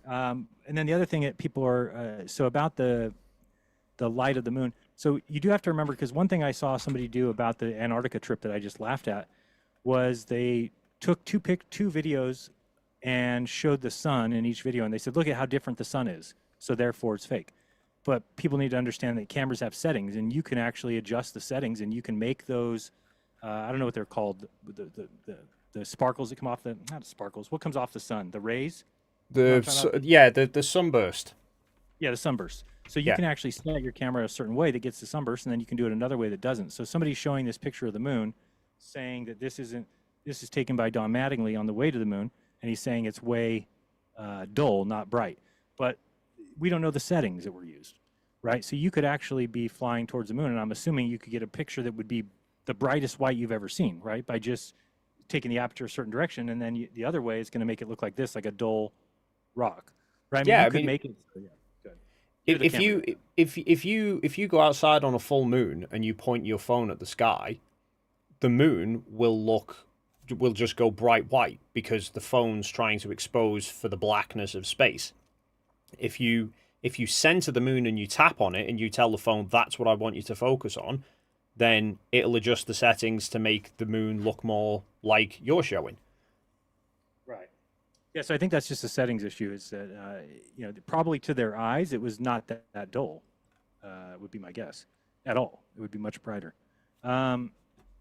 So then the second one says, when we see the moon from Earth during a full moon, it appears very bright. Oh wait, bright enough that we sometimes read a news. Why is this the same thing? I don't know if they submitted it twice. So the luminosity of the moon proves the moon pictures are fake. So again, I see things like that now, and I feel so differently than I used to, because I think that you are incorrect about what you're saying, and then to just go with, so the luminosity of the moon proves the moon pictures are fake, but you don't know what the settings were on, and again, if the settings are if they're turned way down, I don't know what that is, f-stop or whatever, but if it's turned way down, then you are going to get a dull picture of a bright object. And if you turn it way up, then you can get an overexposed white light. It would be extremely bright. Now, as far as it being 56,000 times, so the inverse square law of light also applies to space. It's just it's basically any source of light. The further away from that light source you get, the more. Isn't that due to atmosphere? What? I mean, isn't the reason that if a car is driving away from me and I'm losing its headlights or taillights, I would think that that's kind of the intervening atmosphere between me and the light. Whereas in space, there shouldn't be anything intervening. So I would expect light, at least for me, to diminish at a lesser rate in space. But I guess that's not the case.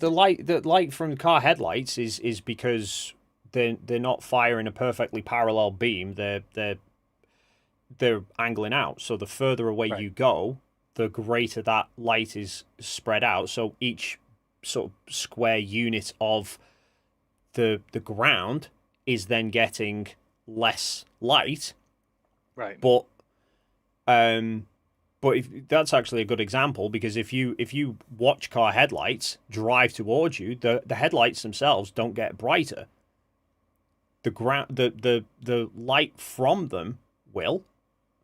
The ground in front of you will get brighter and brighter, but the actual headlights themselves don't look any brighter.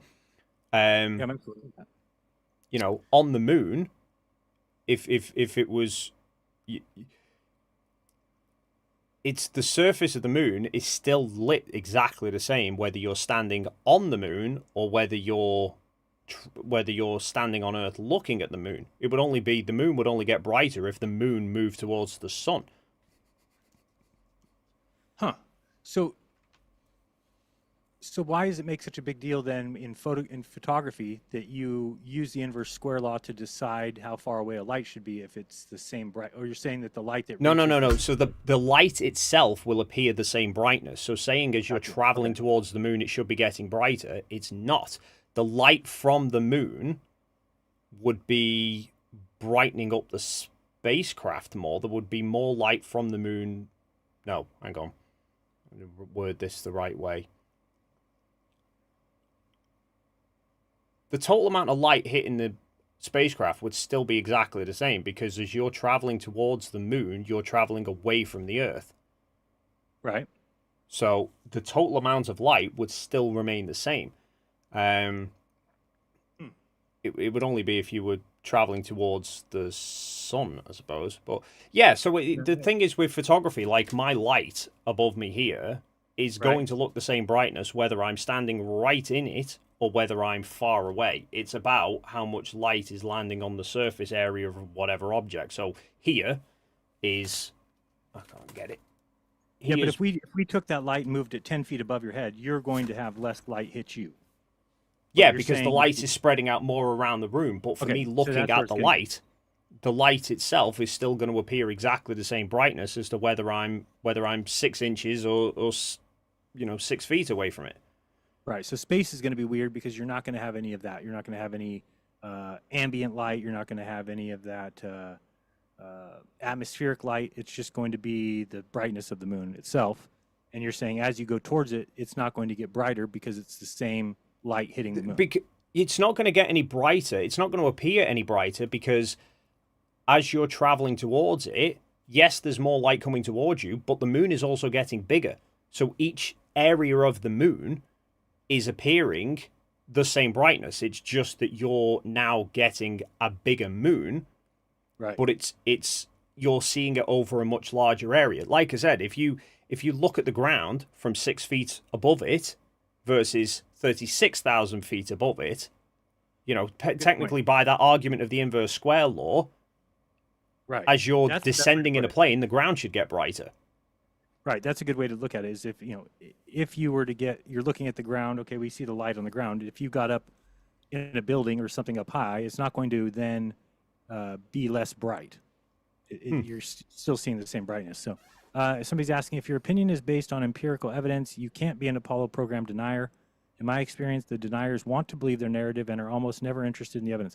Well, I'm kind of noticing the same thing. I mean, again, I encourage people to go look for the evidence if they really feel it's fake, because it's very easy and very lazy, and I'll admit that, to just say, that's fake. I know it's fake. Well, that's very simple. So if that's all that people are doing, and that's kind of what I've done in the past, I'm not saying I didn't look into it. I looked into it and just didn't find anything that I really felt like was concrete evidence that for sure we went. But then when you look at the totality of everything, that's when you start to see, well, if every time I bring up something that there's not actual physical evidence for it being incorrect, like I said, there's no incongruencies, there's no discrepancies, and then I also found problems with us using NASA's info to say that NASA's fake, right? So people who say, oh, well, you're going from 250 negative to 250 positive degrees, well, what the hell are you doing? So if you believe NASA's temperatures of the moon, then believe that they went. There'll always be contradictions to their arguments as well. I mean, it's no different than like Dave Weiss when he says about the Earth must be flat and there must be the Antarctic wall going all the way around it because it needs to contain the water, and yet he will then say that there's proof of ships going beyond Antarctica. It's like, well, how do you get ships beyond Antarctica without a canal that would then render the ice wall pointless? Right. Yeah. Then somebody says if it was shot in a studio, it was clearly shot in a studio with 1/6 Earth gravity and vacuum conditions. So that's something I would agree with. That's why I would say that the studio argument is lacking any evidence, because we do see him throw things that match the 1/6 gravity. We do see that with the dust, and it also is a vacuum condition. So it's very difficult to think of a way that they could do all that in a studio. It just is almost, well, it's impossible even today, I would think. Mm-hmm. So let me check Super Chats, and then we will be good. Don't know if there's anything else you need to talk to me about. Just going to check here. So, thank you. Wiley Okay. Sorry, I've just got Wiley Coyote, $5 says, stars are point sources of light. Planets have a larger angular resolution and therefore don't twinkle as much. I then got Stealth Gun 5 for €55. Thank you, Stealth Gun. Says, yes, stars twinkle because their light is being bended by all the gravity that is interfering with the light. Yes, the planets would twinkle, but it's not as noticeable. what you would still see is a haze by the atmosphere, like heat, etc. Okay. And then Jim Daniels, $5, says maybe go and check out the Earth photos from Discover in the Epic camera. Okay. I like that camera. Thank you, Dave's Waffle House. I don't know if you know Dave's Waffle House, but thank you very much for that. We've got Alan, $20. Thank you very much. Says, for me to believe that the Egyptians built the pyramids, they need to do it again. For me to believe that the Egyptians built the pyramids. Oh, I see your point. Well, I mean, that's like so different though to me, because again, you're talking about something that we can see was built, right? Like they're there. So it's different than the moon landing. If somebody doesn't believe that we went to the moon, then it's different, because it would be like if you showed the pyramids somewhere else that we can't go and see that they're actually there. So it's a little different, but I get what you're saying. And I think it's a valid argument that I don't think that if that's your only bit of evidence that they haven't gone back, then that's not good enough. Like I said, I'm going to hold on to that position because I think that they need to go back. I do think that it's rude to that greatest generation, to that generation. If we went to the moon, it's by far the greatest thing that ever happened. By far. It's not even close. And so then I think it's you owe it to those 12 that went, or more than that actually went. 12 walked on the moon, but you owe it to them to go back in 2000, because this is not 1970 or 1980. The camera equipment we have now is the best it's going to get. I mean, sure, you might get 8K coming up soon, or that kind of thing. But I'm still saying that you would have absolute tremendous camera footage. So there would be no more question. Now, if a person who says it's fake still wants to call it fake after you've brought back the kind of camera footage that you can get today, then again, we'll wait and see. I have a hard time believing that they will go back. I think it's very, it's a very difficult thing for them to, not very difficult, it's very easy for them to keep putting it off for however long they want to. So again, when do we call foul? I don't know. I think they will go back, and say by they, I mean humans. Okay.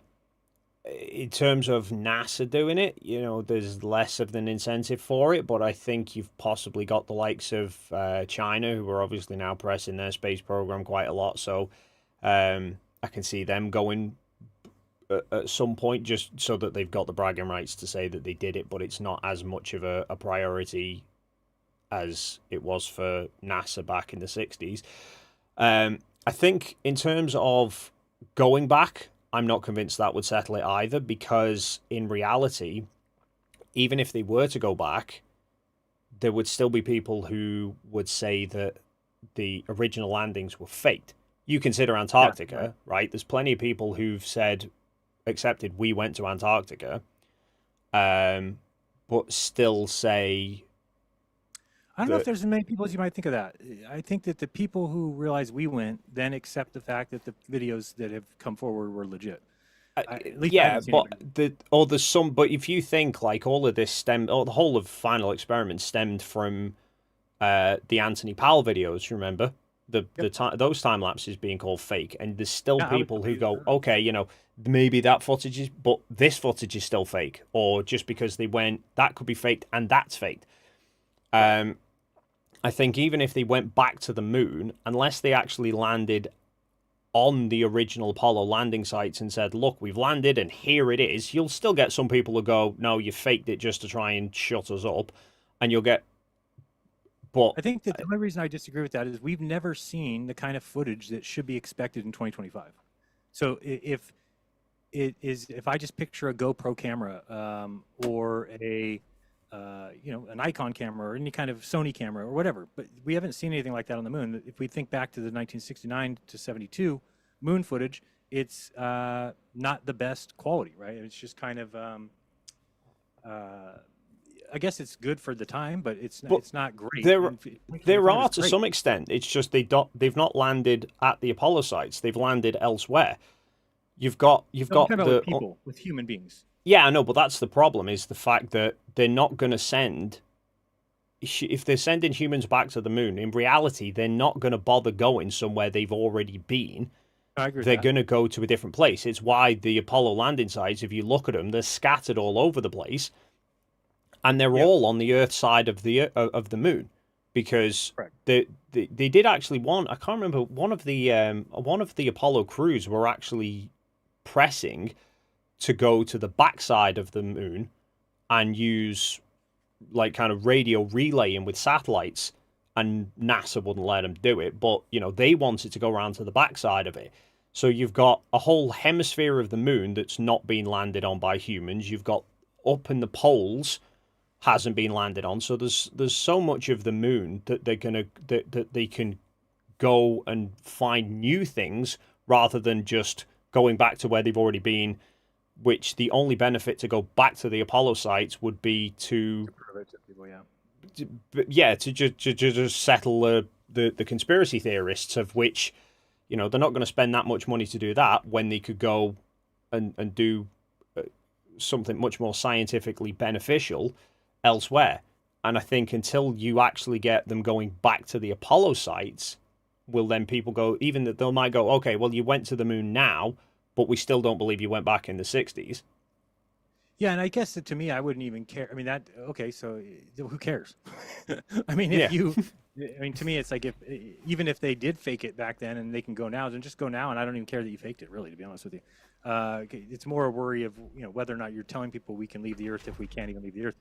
I do have to show this just because this is the funniest thing ever. This is the proof that Bill Nelson, who is the head of NASA, not the sharpest tool in the shed. Here he talks about the moon. We're planning this to keep going out into the future until we get sufficient technology and systems that we think we can go to Mars. And I think that's in the 2040s. In the meantime, we're going to be doing a lot of science on the surface of the moon, such as just last week, the Japanese government is going to do the cost and building of a pressurized rover. And that's going to give our astronauts the ability to go out and to stay on the surface for 30 days, because they will have a mobile environment in which in and out of the rover, but they go in and out of a lockout room, and they can take off the spacesuits that they have to use outside. And this part here. Mr. Reader, while China is aggressively deploying more spacecraft to the moon, they had another successful launch on March 19th. Here in the U.S., we have an opportunity to catch up by combining forces with some of our domestic commercial. No, I get to the part. Well, that's exactly what we're doing with the CLIPS mission, CLPS, that you mentioned. We are using commercial. Where's the part These about are doing, you think, on the backside this of the part? moon. Do you have any insights in that? They are going to have a lander on the far side of the moon, which is the side that's always in dark. I don't think he understands the model. He's the head of NASA, and he just said that the dark side of the moon is always in dark, which it's not. It's half the time in dark, but that's hilarious that the head of NASA doesn't know that the moon is the side that's always in dark. I think just to kind of we're not planning on going here. To link this back to your argument of, or the argument that people put out where they go, oh, if they could go back in the 60s, why haven't they gone back now? Right. And you find every argument's got a counter argument, a flip of the position. And I go, well, if they didn't go to the moon in the 60s, that means they must have faked all of that in the 60s. And yet nobody's been able to fake it in the 50 years since. Right. Nobody's been able to show how to accurately reproduce that. It's like you've had 50 years of conspiracy theorists saying they never went to the moon. Well, show us how you faked it. And we've still got, we've had, we're now on 16 hours of you and I having these conversations, and you've had several weeks of people being able to bring it, and there's nothing that any... No, I'm still open to people, submitting evidence, because I just, again, it seems like everything can be answered, and it's not even like it's a stretch, talking about the camera settings on the moon or the camera settings on the pictures of the moon. We do have somebody else here. This is Mr. Libsardi, I think. He says, I have always thought that it was fake, but now I'm unsure. So way to go, Dave. You convinced one person to think about it. We've got Addicted to Globing. $5 says, please give Dave my best regards. I'm always conflicted on which stream to watch on this discussion. Give my love to Rusty, too. We don't mind either one. All right. Any final words? That's my super chats. I appreciate you doing this. I've learned a lot, and I think that I look at it in a different way. Again, I'm open for, like you said, I want to go where the evidence leads me. And that's why somebody asked me, I don't know if you know, I had a guy come stay with me the last couple days. His name's Lockwood. I met him at a Flat Earth conference in Denver, and then he was also at the one in Dallas. And he called me up and said, so I hear you've switched back to the globe. I want to come hear it from you. I want you to show me what you see, show me what you've come to. So he came here, stayed for a couple days, and then is no longer a flat earther. So it was kind of cool, though, to see his transformation and just to be real adult about it and just go, okay, we were wrong. Then we were wrong, right? I'm like, yep, we were just wrong. And but he asked, am I still open to more evidence coming? And I'm like, absolutely. I mean, why would you ever be closed to evidence? So if the flat earth is true, then somebody's going to come up with some evidence that's going to compel me. So far, there really is a lack of that evidence when it comes to important things like the sun. You got to be able to explain the sun if you're going to have a model of the earth. And you got to be able to explain why we have a south celestial pole and where the south pole is and how come you can get there from Australia and you get there from South America and you get there from South Africa. You know, those things tell us that the earth is a sphere. And then the symmetry of the earth is the big one. You know, go to 30 degrees north and 30 degrees south. 6 months later, you'll see the exact flipped image of the sky. That's the thing, and like that's what I said before, and that's what science is. When they say science is, science doesn't truly prove anything. It's a case of what answer fits all of the available evidence that's currently on hand, and you have a conclusion, and then if something comes up that doesn't fit with that, you check it, you test it, you verify have you not made a mistake or whatever, and then if you've got something that definitely is right and doesn't fit this, you shift your opinion to suit it. Flat Earth isn't like that. Flat Earth is exactly if something doesn't meet our preconceived notion of the Earth, then we just dismiss it as fake, or it's a person's trying to lie to us, or it never can be that our model is wrong. And the key thing is as well is a case of like you always have to have one answer to fit everything.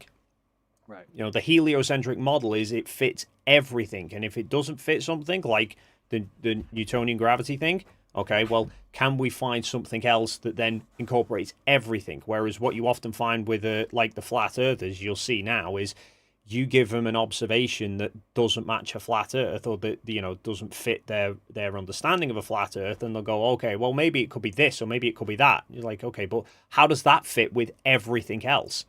Great example of that is that Dave Weiss's explanation for me seeing rocket launches a minute and 5 seconds after they take off is that there's a 20,000 foot cloud that condenses down to the size of the horizon, and then we have to wait for the rocket to get above that.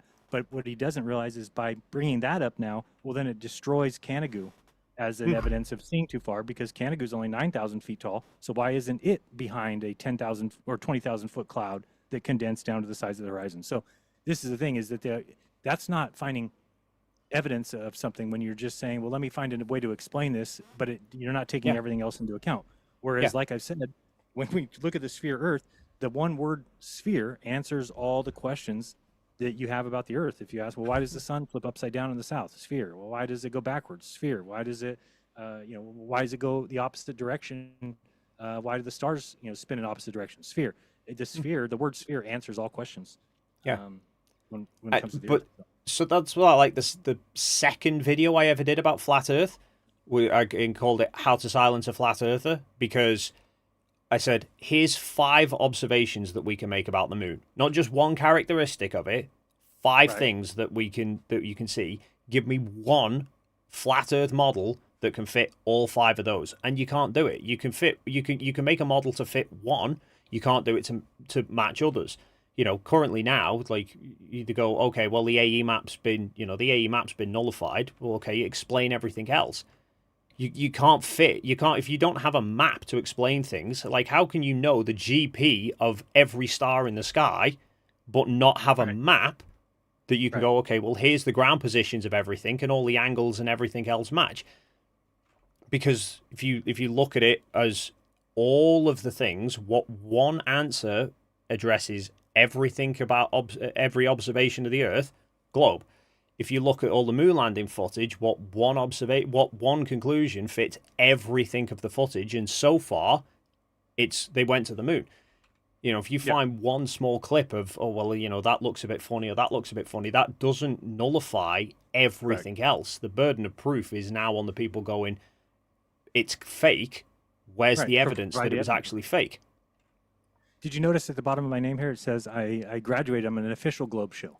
It's okay. I've just had a text from NASA. Your moon landing shill check is in the post. Well, what about the Antarctica shill check? I haven't got that yet. It's been 6 months.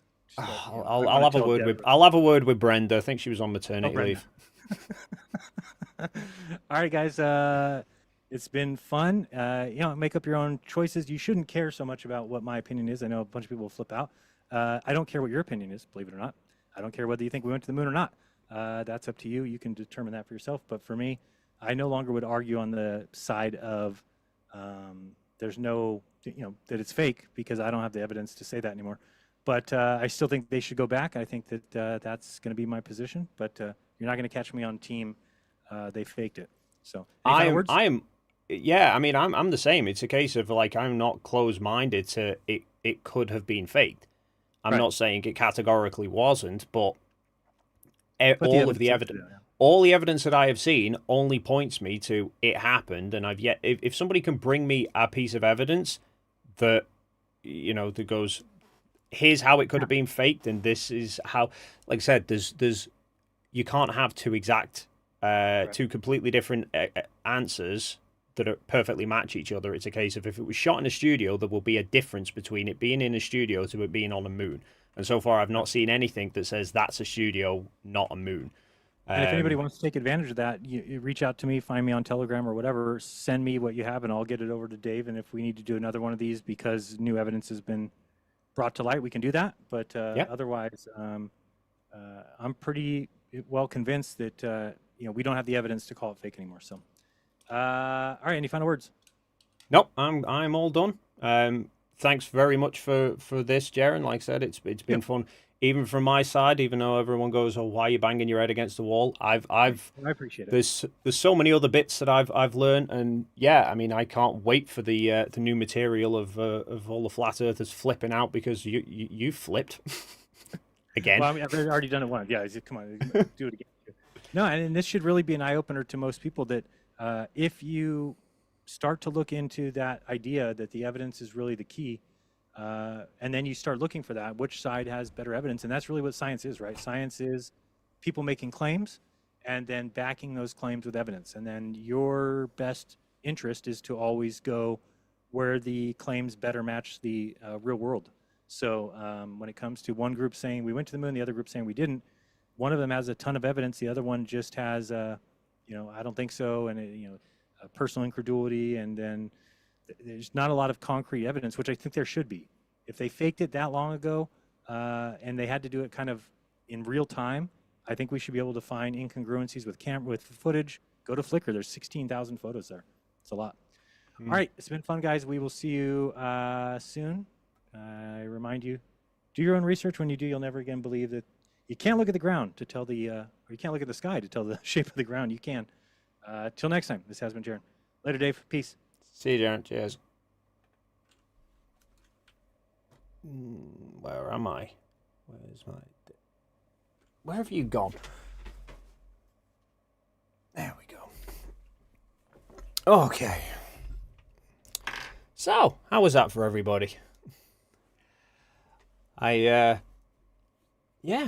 I would call that a success. I mean, granted, it took 16 hours of work to do it, but it sounds like Jeran has come around, and this was why I'd said to him in Punta Arenas after we'd been to Antarctica, and I'd seen him with my own eyes actually go through the motions of trying to figure out everything. We'd had these conversations. I was seeing him try to figure out all these different things. He wasn't just dismissing what I was saying. He was actually trying to make it all work. He just needed that guidance to get there. So once I'd seen him do that and come to the conclusion, I thought, I'll get you to change your mind about the moon landings. Once I'd seen that he had the honesty to actually admit he was wrong and accept new evidence and try and come up with an answer, I said, let's go through the moon landings. You bring whatever you want, and we'll go through it, and we'll see. And there we have it. Well, I mean, he's currently at the point of he won't say the moon landings were faked, which is basically what he did with the globe, in the sense that he first off started saying he wasn't a glober, he just wasn't going to say the earth was flat, and now he's one of the best flat earth debunkers around. So yeah, I imagine he's yeah, I suspect if he's not saying it publicly yet, he will be pretty soon. So well worth the time. And like I said, I learned so much just from this stuff. It's expanded my knowledge of it even more, and just allowed me to make my arguments much broader and much more conclusive as well. And like I said, I mean, I know I pulled it up on. I did a stream the other night where I was just going through photos. I was just doing research, and I showed the Apollo 12 photos. I did try and find them, but I can't remember where I've stored them. I've got that many photos now. I basically got like half of freaking Apollo Surface Journal saved to my computer. But there's one with Apollo 12 where literally Conrad and Bean are standing face to face with each other. Both got a camera on the chest, and they take pictures a couple of seconds apart. But I took one of the photos and I flipped it, and I shrank it down, and I matched it up to the reflection in the visor, and then I did it with the other one as well, and they're pretty much exact matches. And in one of those, the lunar module's in the background and it's out of focus. It's like, well, that's got to be some distance away from the people to be able to be out of focus. Couple more super chats. Val for £10 says, "Hi Dave, unexpected live and final chat. All good things must come to an end. Hope you keep streaming. Enjoy your wedding, mate. Just remember, marriage is like flat earth debates. Crazy, but worth it." Well, I mean, yeah, although some could argue that they're not quite the same, because, you know, in a flat earth debate, I can be right. But yes, thank you very much. It's not the last stream I'm certainly not going to be doing. I will be doing some more, not for a little while. So I'm getting married next weekend. So I've got a video that will be coming out this Wednesday. Currently working on one that I'm hoping to have out the following week.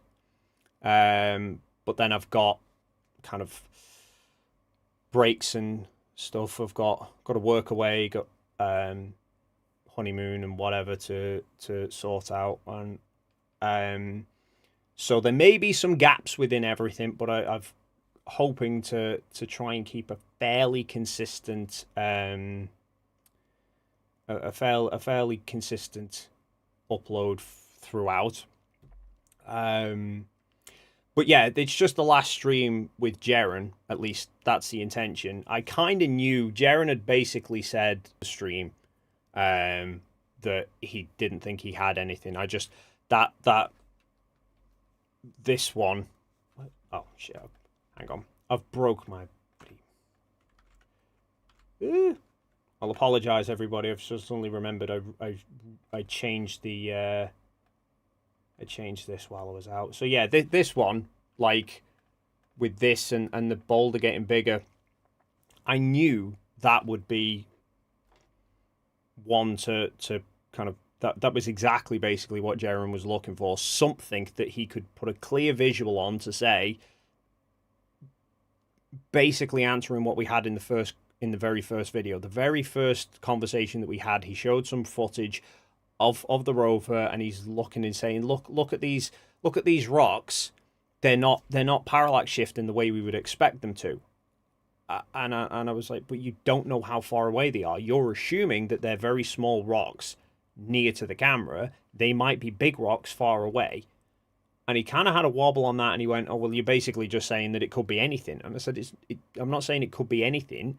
There would be a point where you go far enough, you would see a parallax shift, but you have to acknowledge that things don't look exactly the same as they do on Earth. It might be that, it might be that it's just not quite what you were expecting because you're making a false assumption on this. Let's see what else there is." So I knew that seeing this one and sort of that bit, just seeing that rock suddenly get closer and closer would be the one that really tipped him, because I think parallax was basically, I think he said that the parallax was the only major issue that he had left. That, I think he was kind of holding out that there was the possibility that it could have been a studio. And that if I could show categorically it can't have been in a studio, he was prepared to accept that he was wrong, or at least prepared to say that it wasn't faked. So, I can't remember who sent it, who pointed me to that particular one. I do want to thank Ian as well, if he's still in the chat. He sent a few good examples through, but they were quite similar to one that I'd already put to Jeran last time. So because I knew Jeran was sort of already on the fence, I didn't want to.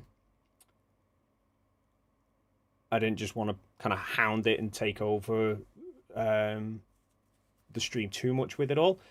But yeah, in terms of this one being the last one, it's the last one in the sense that Jeran didn't have any other arguments to bring forward. He'd been asking every stream for his viewers to give evidence to bring to me, and he'd already brought everything 2 streams ago.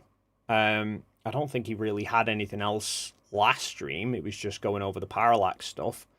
But I think he was also mindful of not wanting to jump to too many conclusions on the last stream, because he was then going into that debate with Austin the next night. And I think if he'd come out and said on that stream, "Oh yeah, but we didn't land on the moon," it kind of would have, Austin probably would have spent the whole time trying to deflect to that, because that's just a tactic that he would probably employ. So, yes, it's basically a case of that's everything that Jeran's got done. But if anybody else brings him anything else, then he could bring that to me. But we'll see. Tori Hanzo, I forgot at the very start, for 100 sec, said to the Rusty's Treat Fund. Thank you, Tori. Mr. E-Man gifted 5 memberships. Thank you very much. Ian, there we are. You are still here. Great stream, Dave. Happy to help out now and then. Yeah, thank you, Ian. That was some good pictures that you gave. Good examples there. The good thing with this as well is it's also given me a lot of material to. I know there's a lot of people who don't want to sit through 3, 4, 5 hour live streams, which is perfectly understandable. But obviously it's good to do it in a live conversation like this, where there's the back and forth, there's the interaction with his audience as well, in particular, who can potentially chime in with more arguments that he's not considered. Which is why we've been doing this all on 2 streams, because I said to him, should we do it on 2 streams to try and reach as big an audience as possible? Try and reach out to as many people and get as many different viewers as we can, because then potentially, if he brought something to the table that had convinced me that the moon landings could have been faked, that's a hell of a big audience that potentially, if I'd done it on his stream, maybe not as many people would have seen it. If he'd just come onto my streams, not really many moon landing deniers are going to be watching my streams, but would be watching Jeran. So, yeah, that's kind of why we said do it on 2 streams as well. But it's also given me a lot of material to make other videos of that are much more kind of succinct and detailing a lot of like these images where you're suddenly when you bring everything into Photoshop, other photo editing software is available. And you start layering them with each other and toggling between them, is when you really start to notice the differences that you don't normally spot. If you just jump in between images, you don't see it as clearly as when you suddenly toggle directly between them and you've laid them over each other. Yeah, so I think there's a good few videos that I can put together that may well help sort of see get a few other people to realize as well. I got a sticker from Mr. Smith for 99p. Thank you very much. Buttock for £5, just for Dave to get a drink for his patience. Thank you very much. Val for £5. Gravity. Marriage is like gravity. You can't see it, but if you ignore it, things fall apart fast. I'll bear that in mind, Val. Thank you very much. Addicted to Globing comes in with $20. Hey, Dave. I know this is off topic, but I bought one of those macro lenses you recommended for my Canon from our email correspondence a while back. Thanks for that. Real name's Callum, if jogs your memory. Thanks, Dave. Oh, thanks. Yeah, I remember the email. I remember the emails about. Yeah, I didn't realize it was you. Yeah, basically he reached out asking about advice for a macro lens for his camera, so I gave him some suggestions. But yeah, hopefully, well, glad you got one sorted. Hopefully it's working as well as you'd hoped. Yeah, I did notice a few. I keep jumping between the chats. I notice where's Wally's in the chat as well. Hopefully I'll get to. I don't know if we'll potentially get to meet Where's Wally soon, because yeah, I'm going to be going to Sydney for my honeymoon. So I know there's a few of the Aussie flat Earth debunkers are in that region of the globe. So potentially get to meet them, which would be nice. Tim Davidson, $5. I don't believe in the moon landings. It's always been in the sky and never landed once. That is very true, actually, to be fair. It's like the people when they say the moon landing was staged. It's like, yes, it was. The Saturn V had multiple stages to it. PhD.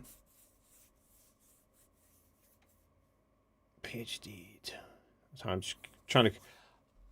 I keep toggling the chat on this one, so I keep kind of lose track of the chat, and then I look back on that screen and it's all shifted. Anyway, where are we at? I'm going to wrap this up now. There's probably a lot of arguing within the... Oh, hang on. Suddenly just noticing my name on a few of them.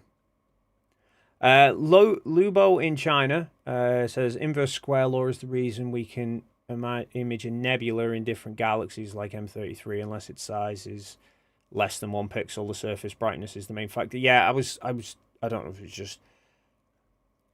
I couldn't quite get my head in gear properly for that answer, and I knew I'd covered it before about the inverse square law, and it's one that they always mess up, which was why I went with the plane altitude. I'm like, because I keep trying to find that, and I think this is why Jeran's quite good at debunking flat Earth now, because he knows how to come up with the analogies that flat earthers will understand. And sometimes it's just that. Sometimes it's just put something in an analogy that allows them to visualize it. And yeah, so for me, trying to understand the inverse square law and why the moon wouldn't get brighter as you get closer to it, it's like, well, look out of a plane when you're coming into land. The ground doesn't get brighter as you're getting closer to it. So it's the same basic thing. I think everyone just understands analogies like that better. It just simplifies. It's like the one with like the idea of travel of the coast to the moon. And the analogy that I managed to come up with for it was, imagine you're in a car and you're going to freewheel up a hill. So you're going to need a lot of speed from the get-go, and the moment you hit the hill and you're going to start freewheeling, you need enough speed down there to coast all the way up the hill till you get to the top, and the speed by the time you get to the top is going to be almost nothing because you're slowing down the whole way there. That's basically what it's like going to the moon.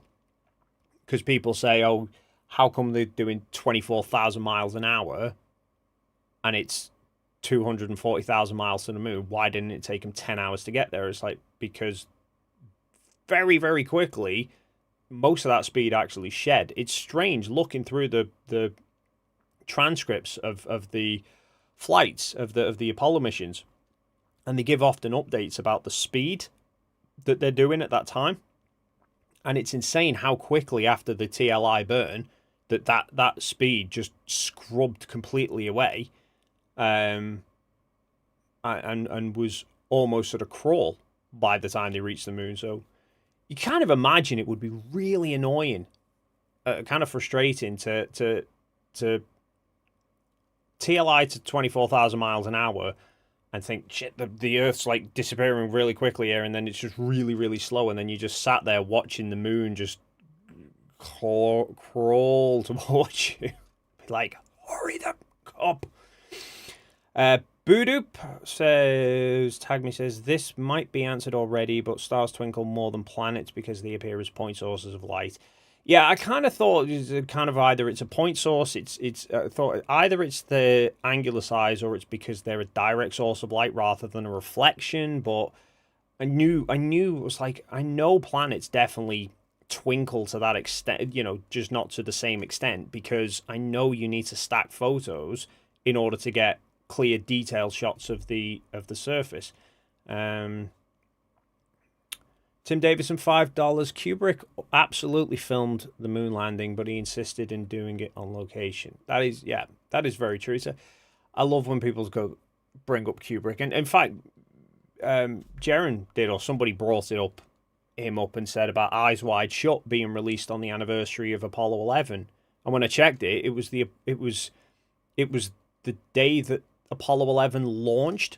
I'm like, if you're gonna release something as a kind of intentionally, it's because I faked the moon landings, you do it on the anniversary of the moon landings, not 3 days before it. Well, yes, dear, is the most scientifically accurate answer always. I'm just going to get it tattooed. DP debunks. You guys still believe in the moon? Yeah. It's a big picture on the firmament, apparently. I do like that about flat earthers. We don't know what the moon is. It's like, well, even if you don't know what the moon is, you can do parallax measuring and know exactly how far away it is. They don't like that though, because apparently 240,000 miles is a little too far for their firmament. Yeah. Ninja Guy Dan, it's also like playing a game of mini golf where you put a ball up a slope towards a hole. By the time the ball hits the hole, yeah, exactly that. It's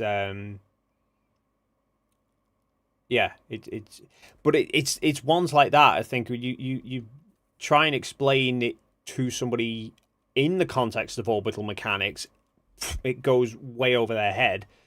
But you put it into a more kind of day-to-day analogy, people start to try and understand it.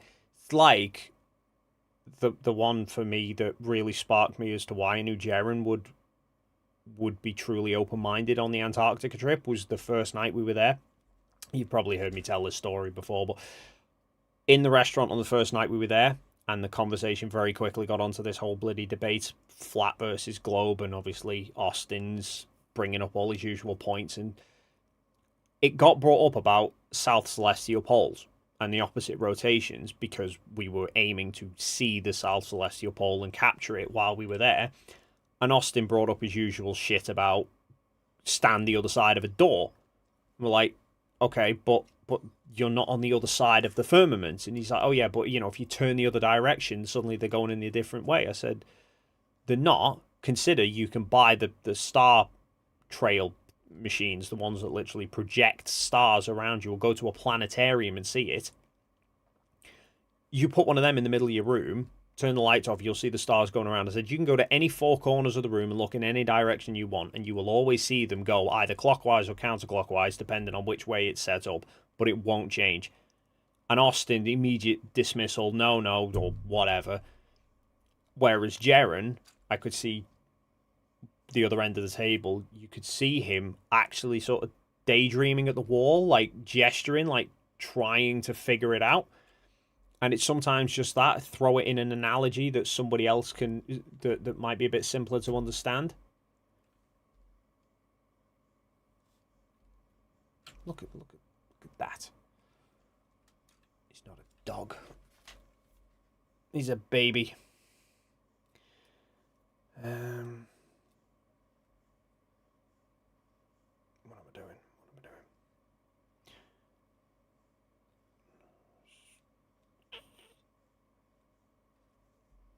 Oh, yeah. No, this was what? This was him the other day. Go away. Like that's not a dog. That's an old man with floppy ears. That's how he was asleep. I tried to get a better picture and then he woke up. But, yeah. Bruce Wolford, their biggest rulers are only 1 meter long. We can't expect too much from flatties. That is very true. And too many numbers confuses a lot of them.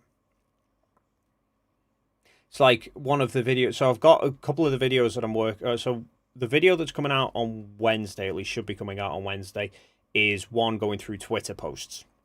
A lot of the common memes that you see banded around Twitter. And I did it because I know a lot of them, like, people say, oh, they're just trolls. And it's like, well, they might be trolls, they might not. But the people who are liking and sharing those posts are probably not.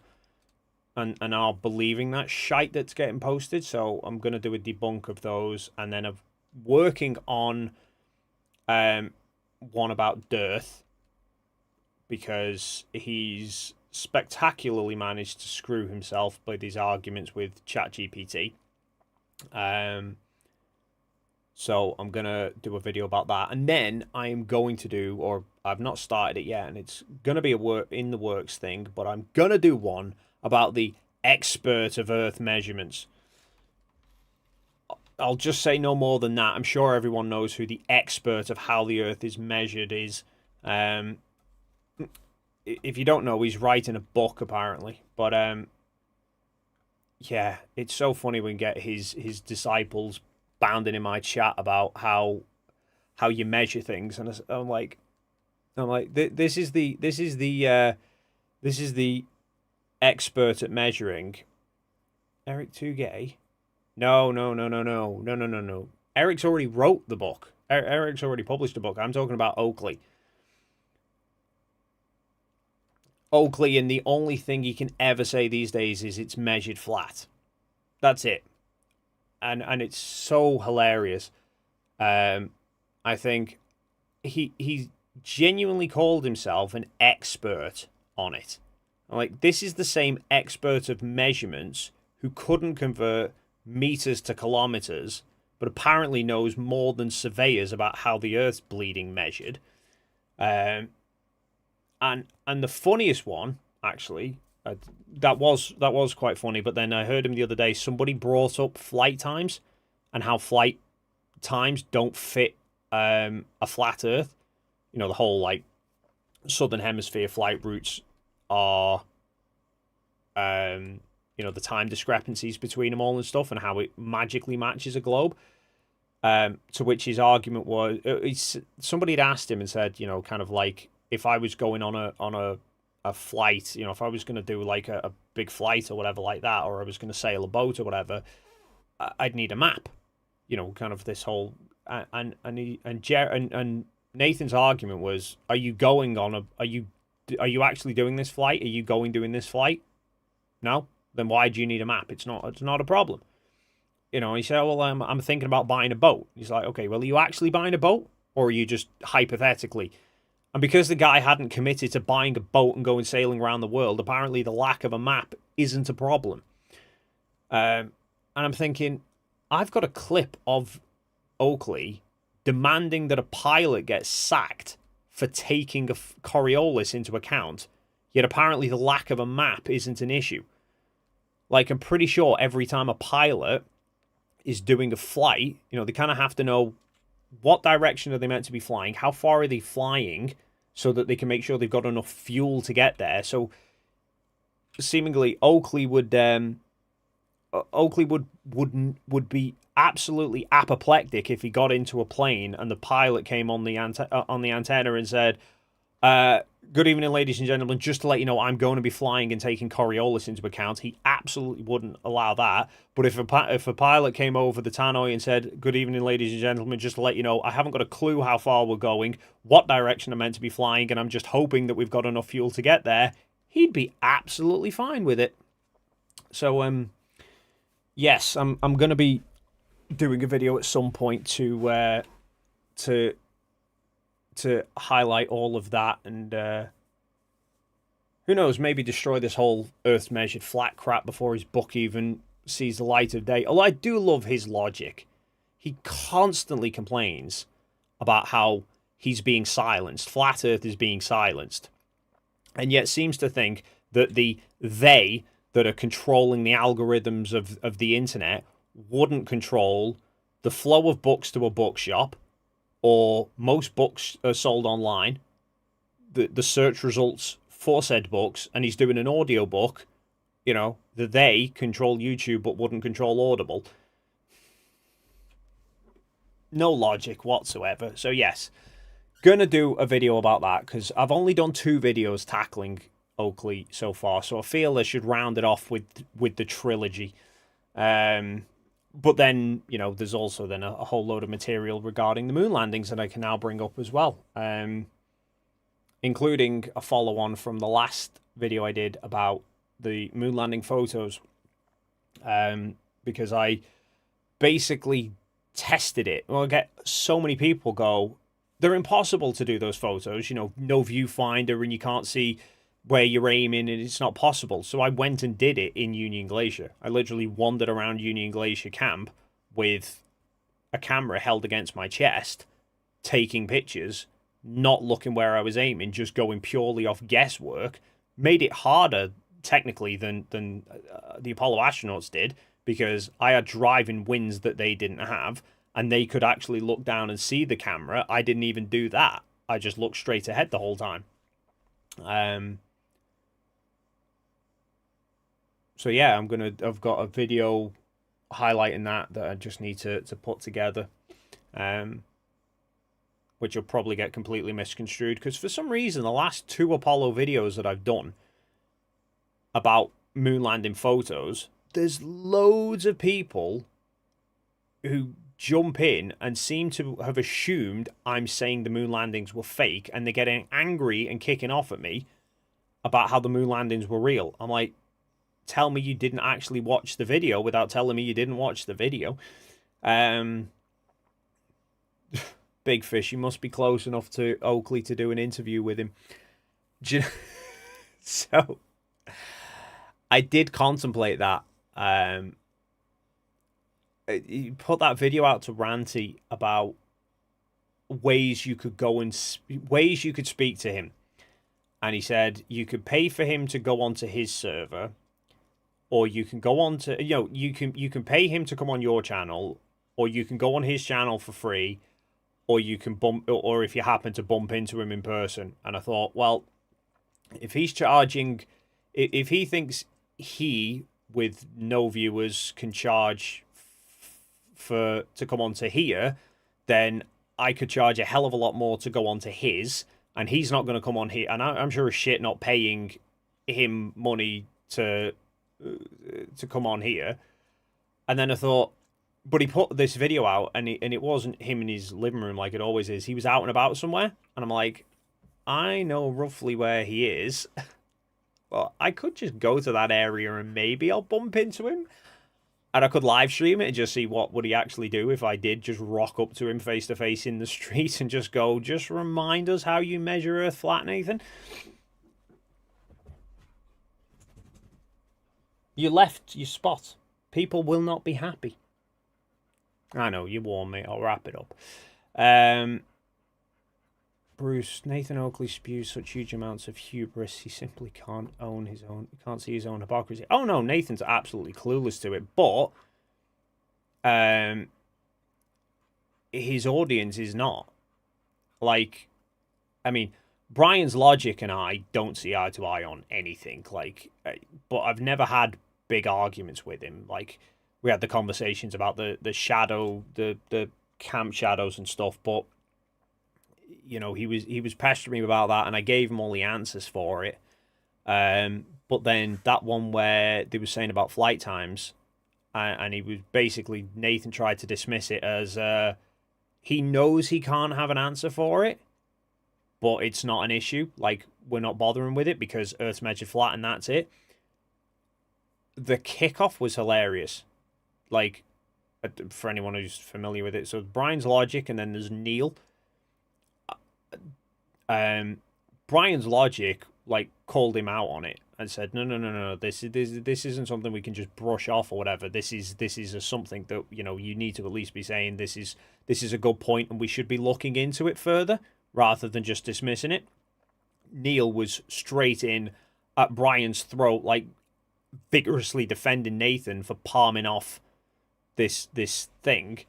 I'm like, I have no idea who this Neil is, but I've never seen him on camera, but I imagine every time he goes on stream, he must wear Nathan's favourite colour of lipstick just for puckering up and kissing his ass, because he was, like, vigorously defending Nathan, not wanting to talk about maps at all, even though he's constantly talking about how Earth's measured and how celestial spheres and GPs of stars. It's like, how can you have all of that and not have a map?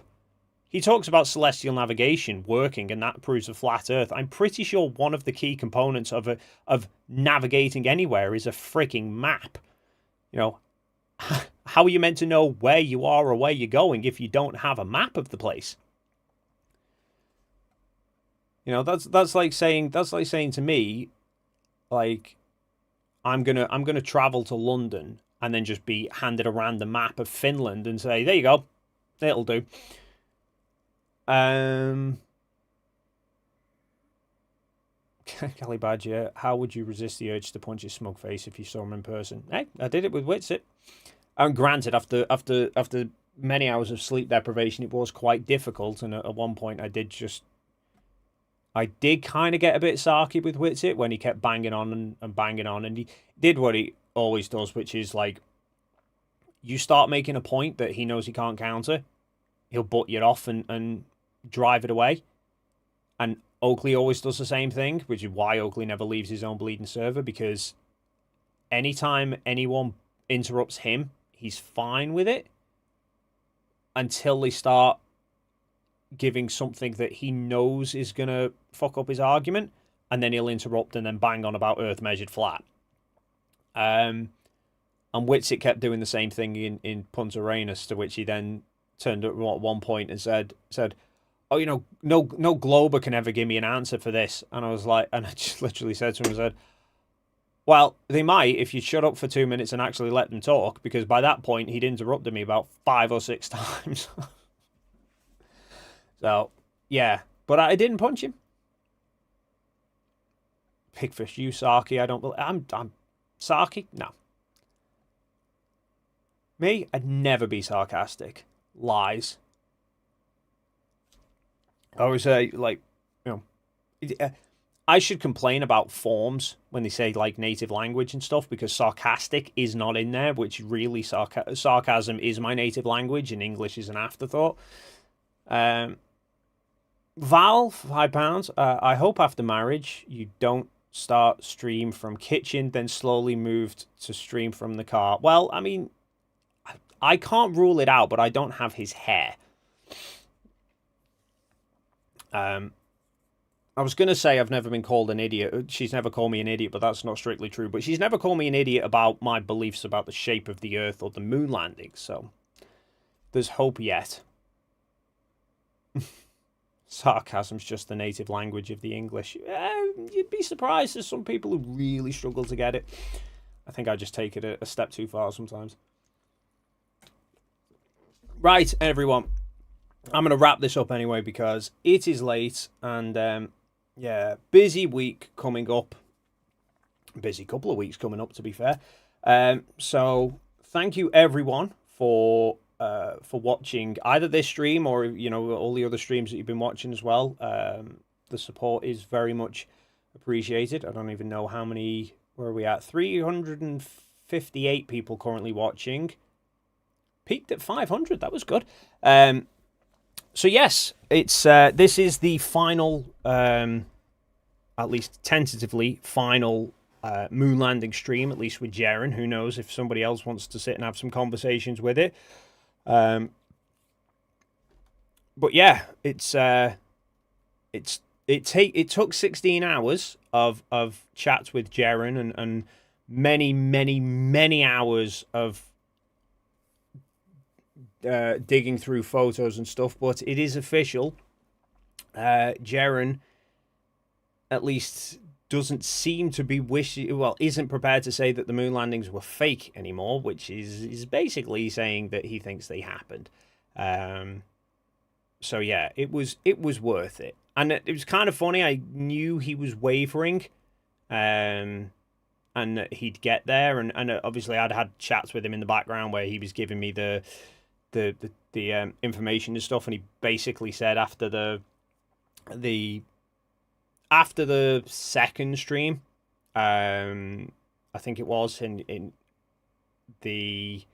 he sent me this article, which was the one about the Apollo 15 being in a studio, which is what we covered in the last one. And he basically said, here's the last thing that I can really come up with, that was that it's in a studio and this is how they did it. Because that was the thing with Jeran, was the fact he wasn't just saying it was in a studio. It was a case of like, how is it in a studio? You need to give me something here that can explain this lighting issues, which is the one thing that the conspiracy theorist will not fucking touch at all, is the lighting. You cannot physically replicate the lighting on Earth. And if you can't replicate the lighting on Earth now, it can't have been done on Earth then. And Jeran basically said this article has a hypothesis for how it could have been done in a studio with this projector wall, which I did have to laugh at the irony that he was coming at me with a 360 studio projector as an explanation. But yeah, he basically said, like, if you knock this one out, I've pretty much got nothing left. So I knew he was wavering and he was going. So when all these people, when everyone's commenting, going, he's not gonna switch, he's not gonna flip. I'm like, he basically kind of has. He's just. I think it was just like kind of one of those. It's just letting go of it, which I think those few photos from tonight has done it. So addicted to globing. Not gonna lie, I had doubts about the moon landings too. You changed my mind. I believe it was legit. Good to hear. And kind of, I'll say to you the same as I said to Jeran, and I said it before as well, which is it's changing your mind. You can change your mind as many times as you bleeding like. You can wake up each morning and change your mind about whether we landed on the moon or not. It's going with where most of the evidence points. So changing your mind now and saying all the evidence that you've seen from these streams and all the photos and the videos and stuff, you don't know of any way that it could be fake now, so you're going with it legit. That doesn't mean you can't then change your mind if somebody comes up with something better, some way of, yeah, it could have been fake like this. Hypothetically, if someone can come up with a solution that says this is how it all could have been faked, I'll go, okay, well, let's look into that then. That's a possibility. Maybe it is, maybe it's not. If somebody comes up to me with a legitimate way that everything like that we see here could be replicated on Earth, I'll go, okay, well, now we're at a 50-50. It could go either way. I need some evidence there's got to be some difference here. Let's find it. But yeah, so go with the majority of the evidence, which I've not seen any evidence that sticks with it was faked, and I've certainly not seen any evidence that outweighs the rest of the evidence that says we did go. But yeah, glad it helped. Hopefully it helped quite a few people, but time will tell. But yes, so thank you to everyone who's stopped by. And I'll be like I said, videos will still be coming out. Streams might be a little bit more sporadic for a while, if at all, but I will do some more at some point. I just don't know when. So I don't know how long it'll be till you next see this. So for now, I'll leave you with this.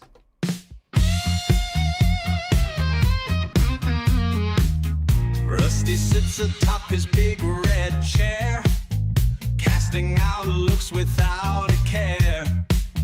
With his sidekick Dave close at hand, teaching us about the globe. Sunspots or the new space probe, the daring duo will make their stand. Rusty lies in his big red chair, belly rubs legs up in the air. It's a clever ruse to be sure. He may look sleepy, don't be deceived. Don't let your thoughts be preconceived. He can spring to life in a big red blur. Rusty has a nose for facts, a science-based directive. Battling conspiracy theories, a true canine detective.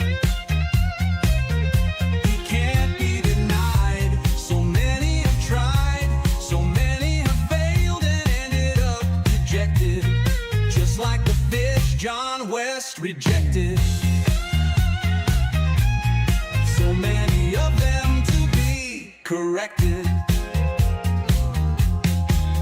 Rusty sleeps in his big red chair, those floppy ears still hear, I swear. He dreams of conspiracies to come. Dave leaves him be, he knows the score. It's action that this hound lives for, and his foes must all eventually succumb. Rusty has a nose for facts, a science-based directive. Battling conspiracy theories like a true canine detective. He can't be denied. So many have tried, so many have failed and ended up dejected, just like the fish John West rejected.